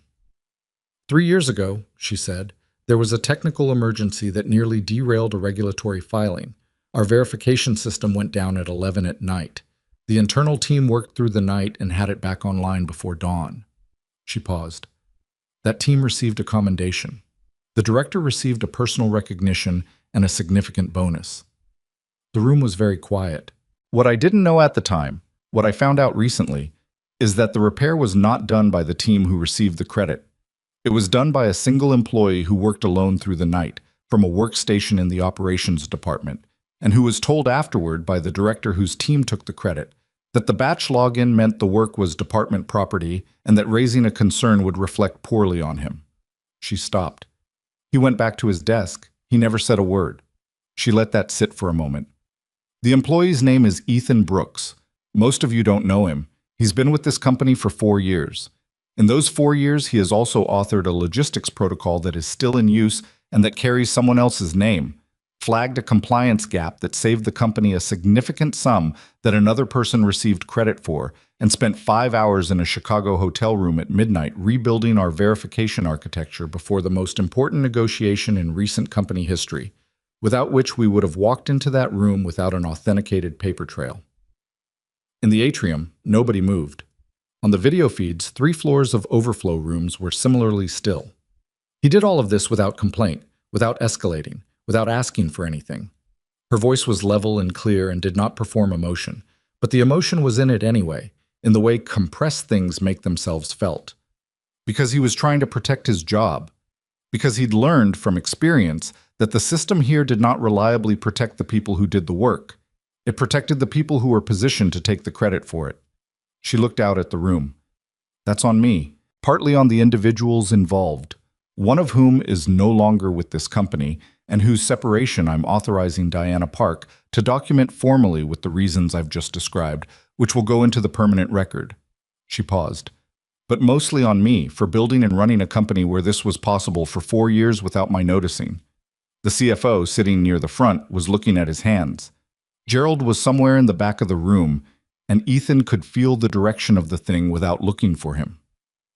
Ethan himself was standing near the left wall, back from the main body of the gathering, because he had not known this was coming. Claire had not told him. He had walked into the atrium expecting a standard company-wide update, and he was now standing very still with the particular physical sensation of being in a room where everyone had just learned your name. He was not comfortable. He was not going to pretend he was comfortable. A private person having their professional history narrated to 6,000 people in a large atrium is not comfortable even when the narration is sympathetic, maybe especially when it is, because sympathy from that many people at once is its own kind of weight. But he was also, and he was honest enough with himself to register this, relieved in a way that sat at a level below the discomfort. The particular relief of something true being said out loud in a room where it had been hidden for a long time. Claire spoke for another few minutes. She announced the attribution review initiative that she'd been building with Diana Park since October, a company-wide audit of project records going back 5 years, with a dedicated team empowered to correct the attribution on any contribution that had been misassigned. She outlined the new documentation protocol being rolled out across all departments. She said the word accountability, not as a corporate slogan, but as a functional description of what she expected from every leader in the room, including herself, and the tone made the distinction clear. Then she looked toward the left wall where Ethan was standing. "Ethan," she said, "I know you're back there." Several hundred heads turned. He looked back at her across the room. "Come up here," she said. He didn't want to. He also knew that declining in this moment would create a scene in a way that would be considerably more uncomfortable than walking forward. So he moved through the crowd, which parted in the way crowds do when they've just been told someone's story, with the particular deference of people encountering a person newly made real to them. He stood beside her at the front of the room. She looked at him, and for a moment it was just the two of them in the way it sometimes was when they were in the same space. The rest of it at a slight remove. "I owe you a public apology," she said. "I'm going to give you one in front of everyone because a private one isn't enough for what happened in public." He looked at her. His voice, when he found it, was quieter than hers had been. "You don't—" "I do." She said it simply. Then, to the room, "We failed this man. We won't do it again." The applause that followed was not the polished corporate variety. It was the real kind, with the slightly ragged edges of 6,000 people not entirely sure what they were feeling, but feeling it anyway. Ethan stood there and did not look at the crowd, and instead looked at a point in the middle distance that was approximately where the back wall met the ceiling, because if he looked at the crowd, he was going to have a reaction. He preferred to keep private, and he was a private person, and he intended to stay one. After a moment, Claire moved beside him and said, under the noise, "I should have told you I was doing this." "Yes," he said, "you should have." "Are you angry?" He thought about it honestly. "Ask me in an hour," he said. She almost smiled. He saw the edge of it, not quite forming, but present. "Fair enough," she said. He drove home that night in the particular drained quiet that follows days with too much feeling in them. He picked up Lily from Mrs. Parrish's at 6:15, slightly later than usual, and she looked at his face when he came in the door and said, with the directness of a 7-year-old who had learned to read him, "Are you okay?" "Yeah," he said. "Long day." "Good long or bad long?" He thought about it.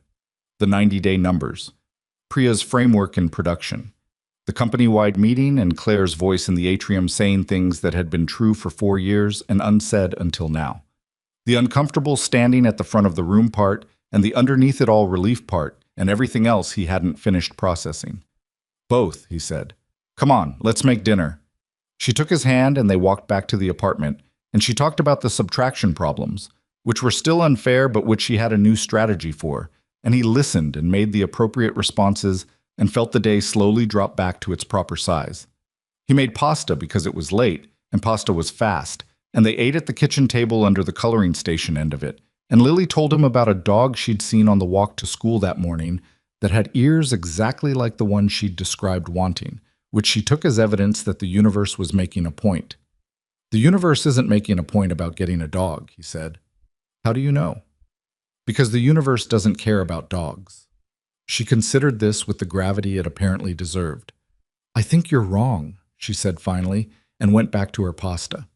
He looked at her across the table. 7 years old, entirely certain about most things, generous with the things she wasn't certain about. She had his eyes and her mother's stubbornness, and a laugh that had been, for 4 years, the most reliable good thing in his life.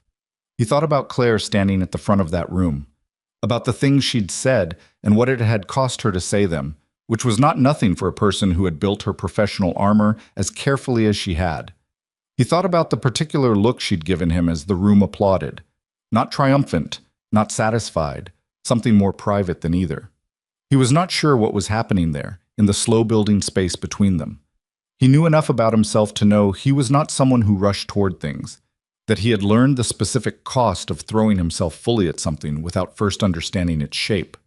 But he also knew, sitting at this table, eating pasta with his daughter, in the small warm light of an ordinary evening, that something had shifted.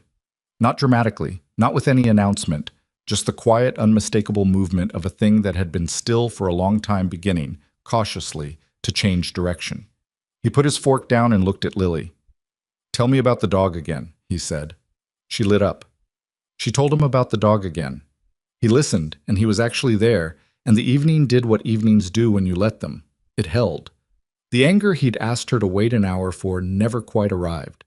He checked for it a few times in the days following the company-wide meeting, the way you probe a bruise to see if it still hurts, and found something more complicated in its place.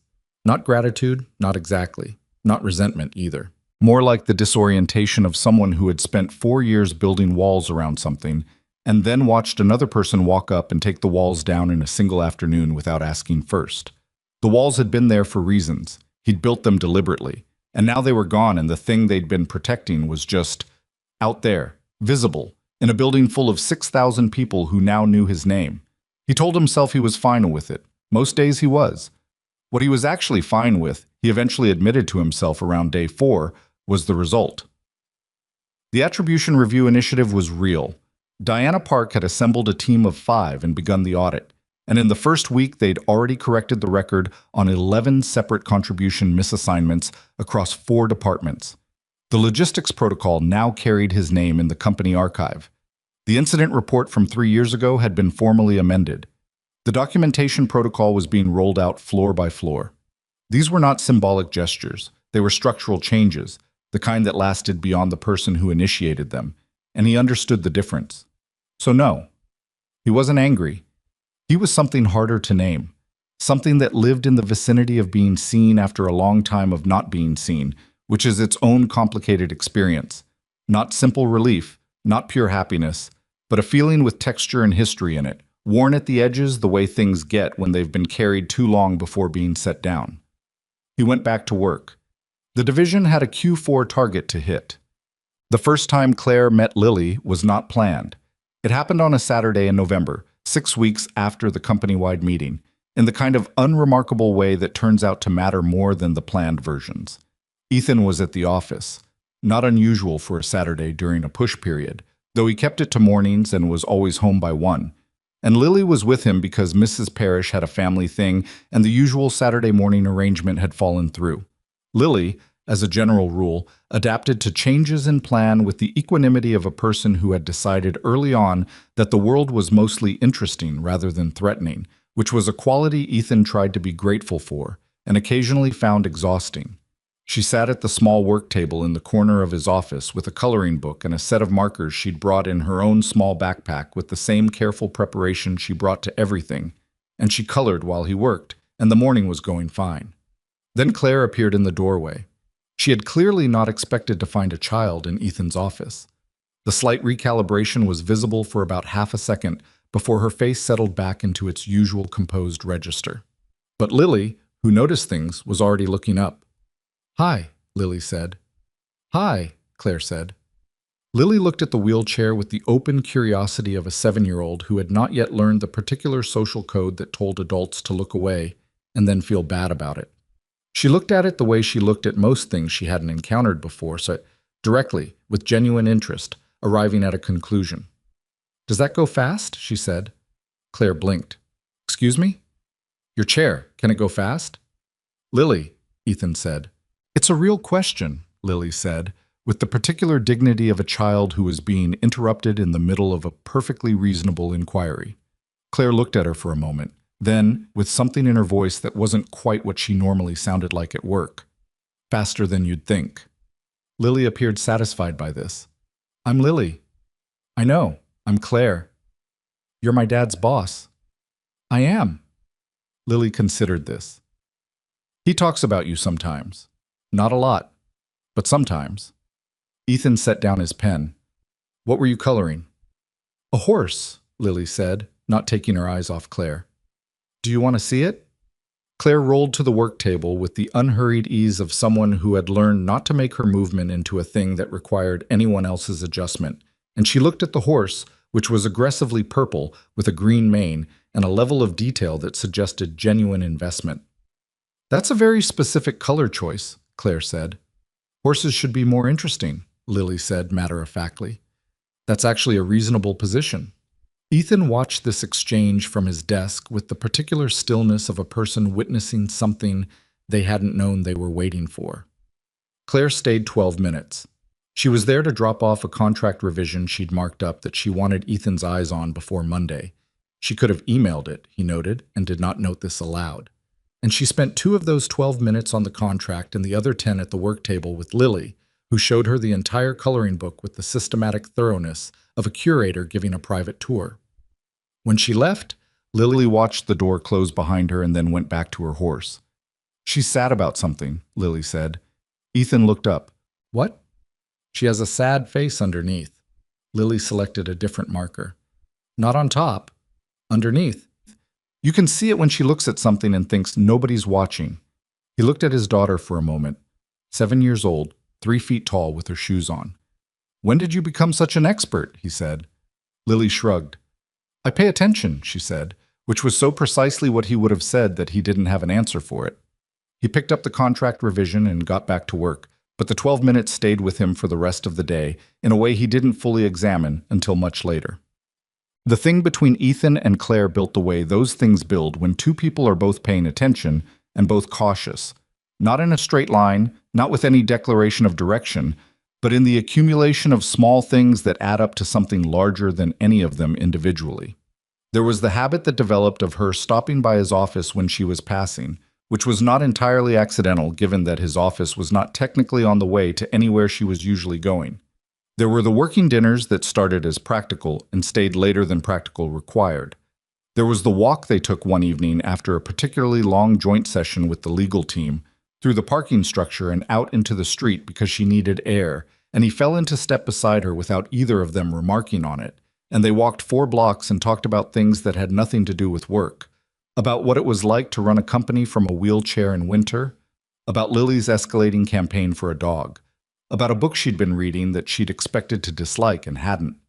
There was the afternoon she called him from her car, stuck in traffic, not about anything specific, just calling, the way people call when they want to talk to a particular person and use whatever adjacent reason presents itself.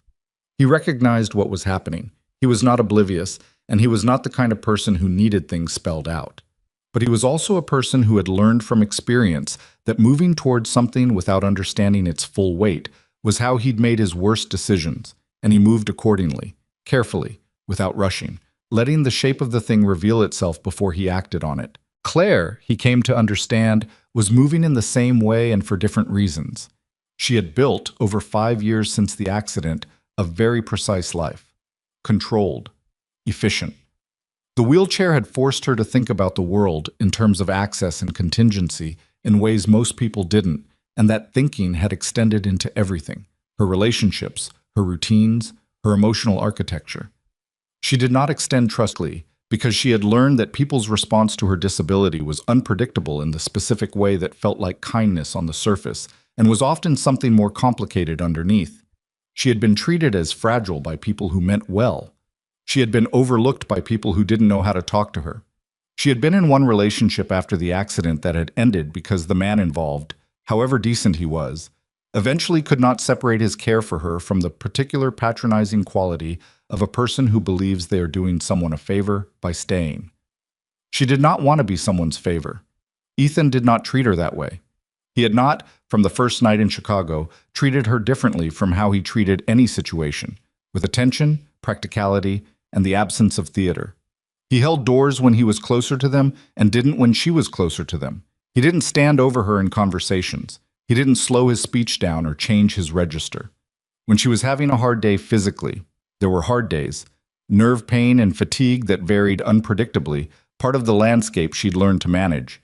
He noticed without making it the center of the conversation, offered what was practical, and left her dignity. She noticed all of this. She had learned to notice all of this because, in the years since the accident, she had developed the particular attention of someone who had been handled poorly enough times to recognize handling well when it happened.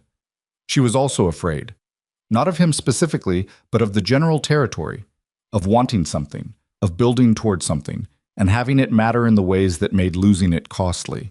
She had made her life very carefully. She did not want to introduce something she couldn't control into it. She thought about it for a long time. She was a person who thought carefully before acting. This was one of her genuine strengths and one of the ways she sometimes got in her own way, and she knew both things. The conversation happened in December, on a Wednesday evening after a late strategy session that had run until 8. The building was mostly empty. They were in the small conference room off her office, the materials from the session still spread across the table, and they'd been sitting in the particular comfortable quiet that had become natural between them over the months. The silence of two people who'd established that silence between them was allowed. She said, "Can I ask you something?" He looked up from the projection he'd been reviewing. "Sure." "What are you doing?" He looked at her steadily. He understood the question. "What do you think I'm doing?" "I think you're being careful," she said, "which is smart. I think I'm also being careful, which is also smart. And I think we're both being so careful that we're going to careful our way into nothing happening and then pretend we chose that." She said it with the directness she applied to everything. Not aggressive, just precise. "And I'd rather have the actual conversation than arrive at that outcome." He was quiet for a moment. "What do you want the conversation to be?" "I want to know if what I think is happening is actually happening." "And what do you think is happening?" She looked at him. "I think I've been paying more attention to you than is professionally explainable for about 4 months. I think you've noticed. I think you've been trying to decide what to do about it." She paused. "And I think the reason you haven't done anything is because you're protecting something, and I understand that. I'm not asking you to stop protecting it." He held her gaze. "She comes first," he said. "That's not negotiable. It's not a condition I can change for the right circumstances. Lily is first." "I know," she said. "I'm also not—" He stopped, found the honest version. "I'm not easy. I keep things close. I don't communicate well when I'm in the middle of something. I go quiet when I should talk, and I work when I should rest. And I spent 2 years after my marriage ended, convinced the problem was my career and only understood later that the problem was me. I've gotten better at it. I'm still working on it." "I know that too," she said, and then, more quietly, "I have a list also." "Tell me." She looked at him for a moment, and the professional composure she wore in this building with its 6,000 people, the armor that had been functional and necessary and hard-earned, sat slightly differently in this light, at this hour in this room with nobody watching. "I have bad days that I can't predict and can't entirely explain, and I've learned to manage them alone because needing help is the thing I'm worst at." She said it flatly. "I work too much because work is the place where I know I'm competent. And some part of me still isn't completely sure I'm competent at being a person outside of it. I don't cry in front of people. I have had exactly one person tell me they loved me since the accident, and he also, 2 years later, told me he wasn't sure he'd made the right choice, which was the most honest and most devastating thing anyone had said to me in a long time." She stopped. "I'm telling you the list because you told me yours, and because I think you deserve to know what you'd be taking on." Ethan looked at her for a long moment. "Claire," he said. "What?" "I've known most of that for a while." She looked at him. "And?" "And I'm still here at 8 o'clock on a Wednesday." The silence that followed was the kind that had weight and warmth in it rather than the empty kind. "Okay," she said finally, quietly. "Okay," he said. It wasn't a declaration. It wasn't a scene. It was two people who'd been cautious for reasons that made sense to them. In a room with the city dark outside the window, arriving at the same place by different routes and deciding, with open eyes and full information and no particular guarantee of anything, to stop being careful in the direction of nothing. He told Lily in January, on a Sunday morning when the apartment smelled like the French toast she'd decided they were having, and the coloring station at the kitchen table had expanded to cover more than half the surface. He told her that Claire was someone he was going to be spending time with outside of work, that it was new and he wasn't sure how it would go, and he wanted Lily to know. Lily put her fork down. She looked at him with the particular gravity she brought to things she had decided were important. "The sad underneath," she said. "Yeah," he said. "Is she less sad now?" He thought about it honestly. "A little. I think it takes time." Lily picked her fork back up. "She can come to dinner," she said. "I'll make sure we have something she likes." "What does she like?" "I'll find out," he said. "Okay." She ate a bite of French toast. "She should come on a Thursday. Thursdays are better than Fridays because on Fridays you're tired and you forget to set out the good plates." He looked at his daughter. "I didn't know you had opinions about the plates." "I have opinions about a lot of things," she said serenely. He knew this. He should not have been surprised. Claire came to dinner on a Thursday in February, and Lily had, without telling anyone, made a drawing to give her. Not a horse this time, but a picture of 3 people standing in front of a house, rendered in the specific visual vocabulary of a 7-year-old, where the figures were approximate but the emotional content was precise. She gave it to Claire at the door before they'd even gotten to the kitchen. Claire looked at it for a moment. 3 people. A tall one with a purple chair underneath. "Is this—" She stopped. "That's you," Lily said, pointing at the figure with the chair. "And that's Dad. And that's me." She pointed at the smallest figure, who had notably elaborate hair. "I gave myself good hair because it's a special picture."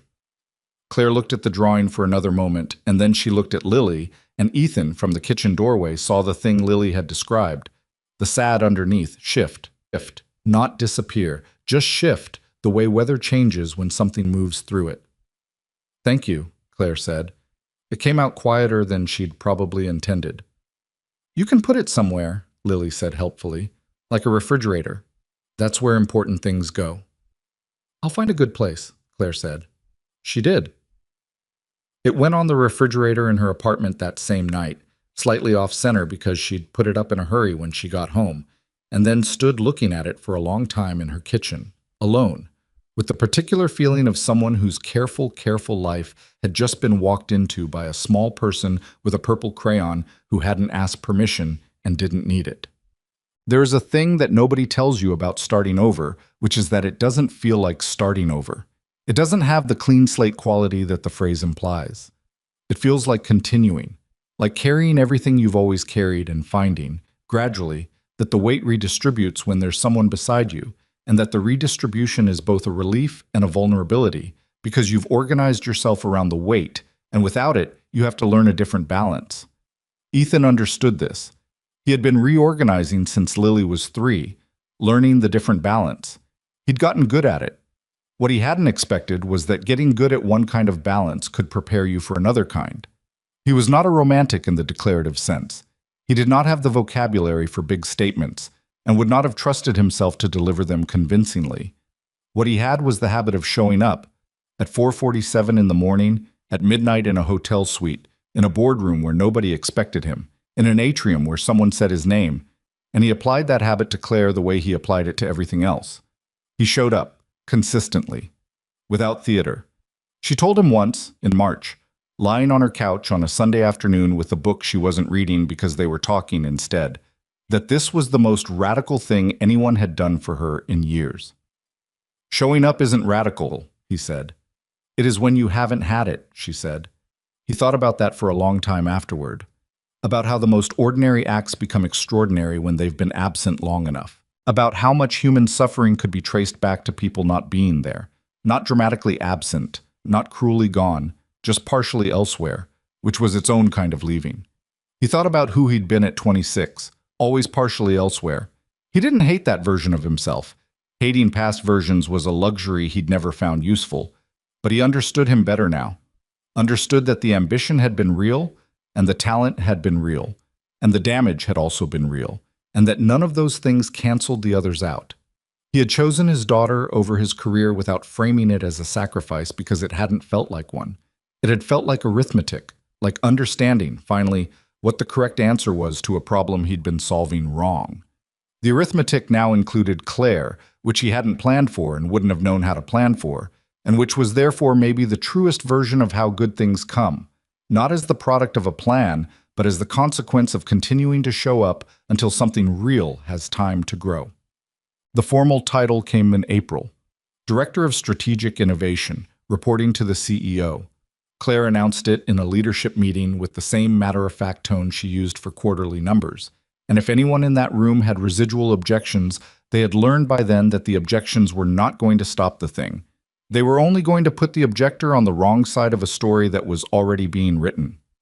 Gerald Holt, who had been recalibrating since the 90-day numbers, shook Ethan's hand afterward with something that was close to genuine. "You earned it," he said. "The team earned it," Ethan said. Gerald looked at him with the expression of a man who had learned to stop correcting this particular response. "Sure," he said, "but you built the team." Ethan let that stand. The division ended the fiscal year as the company's fastest-growing unit by revenue percentage. Not the largest, not the most visible, but the one that had moved the most distance in the least time. The team survey scores, which Diana Park ran quarterly now as part of the recognition initiative, showed the highest engagement numbers in the division's history. Priya was promoted to lead engineer. Sandra Fitch's client retention numbers were the best in the company. Dennis Breyer left voluntarily in March for a coordinator role at another firm, and when he did, Ethan wrote him a professional reference that focused genuinely on what Dennis was good at, because Dennis wasn't bad. He had just been operating in a structure that rewarded his worst tendencies, and that wasn't entirely his fault. Ethan believed this. It was not a generous fiction. It was how he actually understood people, which was as products of the structures they lived inside, capable of being better or worse, depending on what the structure asked of them. He had built a structure that asked for more, and most people had risen to it. Not everyone, but most. They went back to Chicago in September. Not for business, or not primarily for business. There was a conference Claire was keynoting, and Ethan had a meeting with a partner firm that was straightforward enough to not require extensive preparation, and they had arranged to take an extra day and spend it not in conference rooms. They walked along the lake in the morning, or rather she rolled and he walked beside her, and the city was in that particular September state where the summer hasn't fully let go yet, and the fall is arriving anyway, and the light on the water was the kind of light that makes everything look like something worth remembering. They found a spot on a bench near the water where the path widened, and she stopped there, and he sat on the bench beside her, and they looked at the lake for a while without saying much. "A year ago," she said. "A little more than a year," he said. "You knocked on my door at midnight." "You answered." She looked at him. "I almost didn't." "I know. I thought you were going to tell me something trivial, and I was going to have to be polite about being woken up. Instead, I told you the company's server infrastructure was going to collapse in 3 hours, which is considerably less trivial." She looked back at the water. "I've thought about it a lot. That night, the way you just worked, without needing anything from me. Just did the thing that needed doing." "The thing needed doing," he said. "People who can do things like that usually need you to know they can do things like that," she said. "They need the audience. You didn't." She paused. "I kept thinking about it afterward. I couldn't figure out why it stuck with me so much."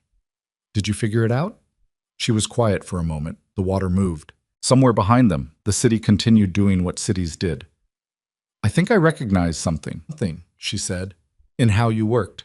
The not needing to be seen of it." She paused.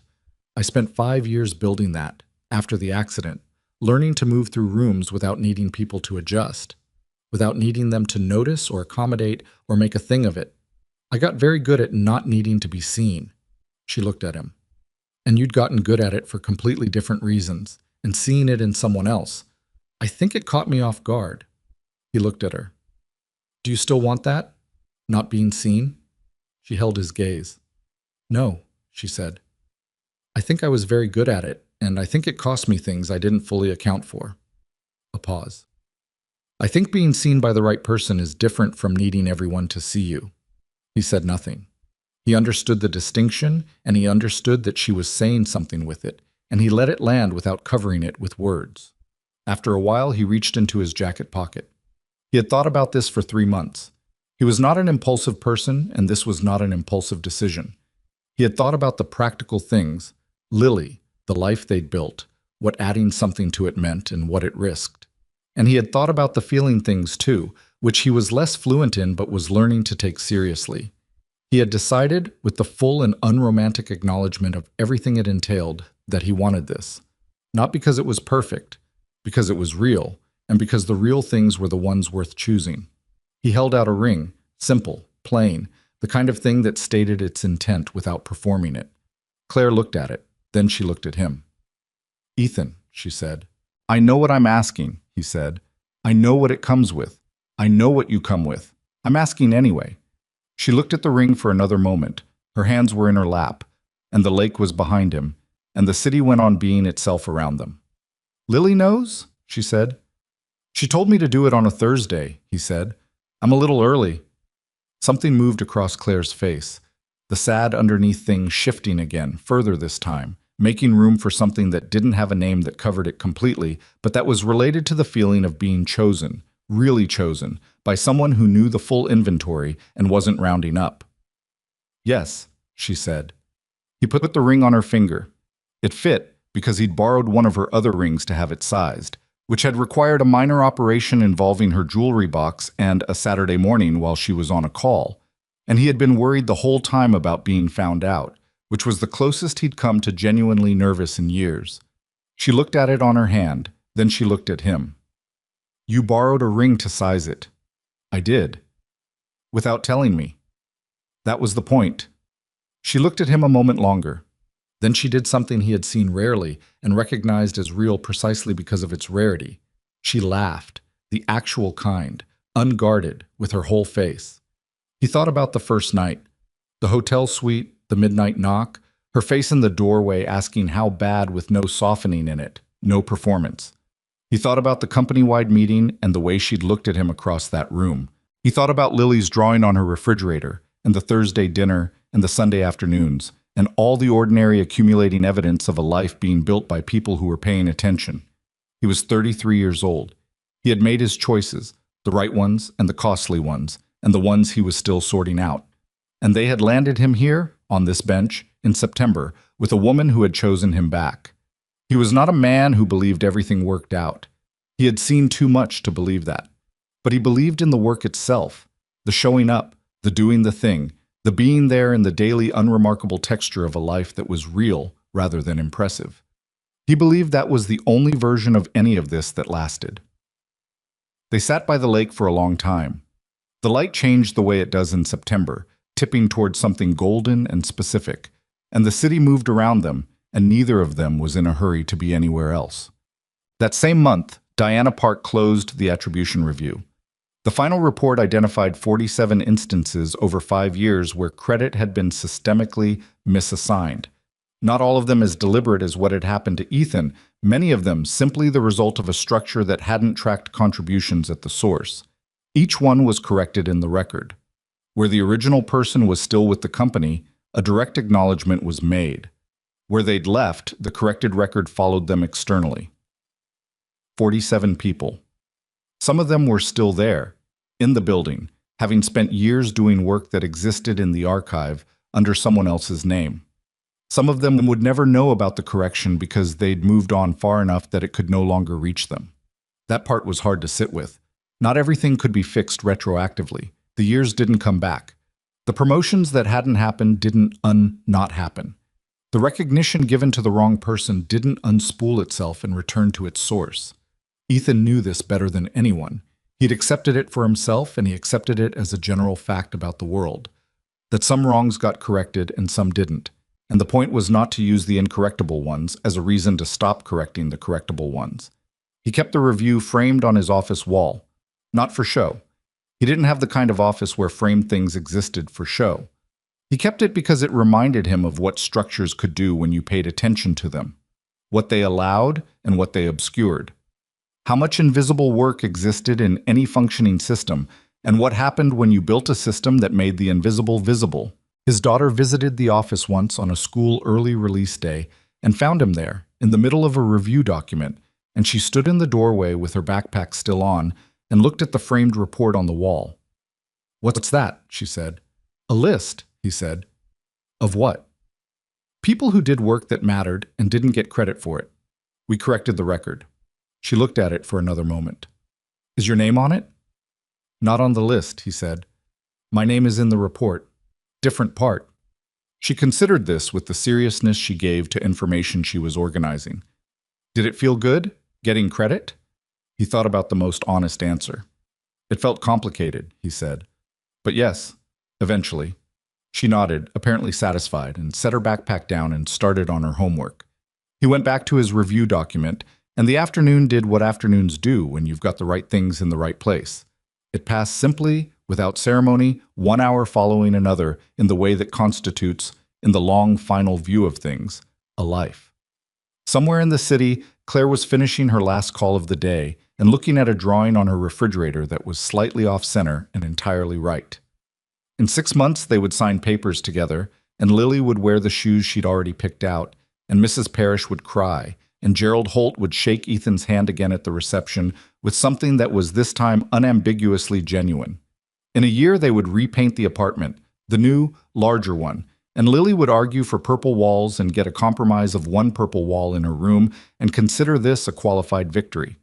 But that was all ahead. Right now, there was just this: a man at a desk, a child at a table, the ordinary Tuesday afternoon light of a life that had been chosen deliberately and imperfectly and well, and was continuing, which is in the end the whole of what anyone can honestly hope for. Not the absence of cost, not the smooth, untested surface of a story where everything works out because it was always going to, but the presence of something real, chosen with full knowledge of what it costs, sustained by the daily unremarkable act of showing up, and therefore worth, in the truest sense of that word, exactly what it took to build it.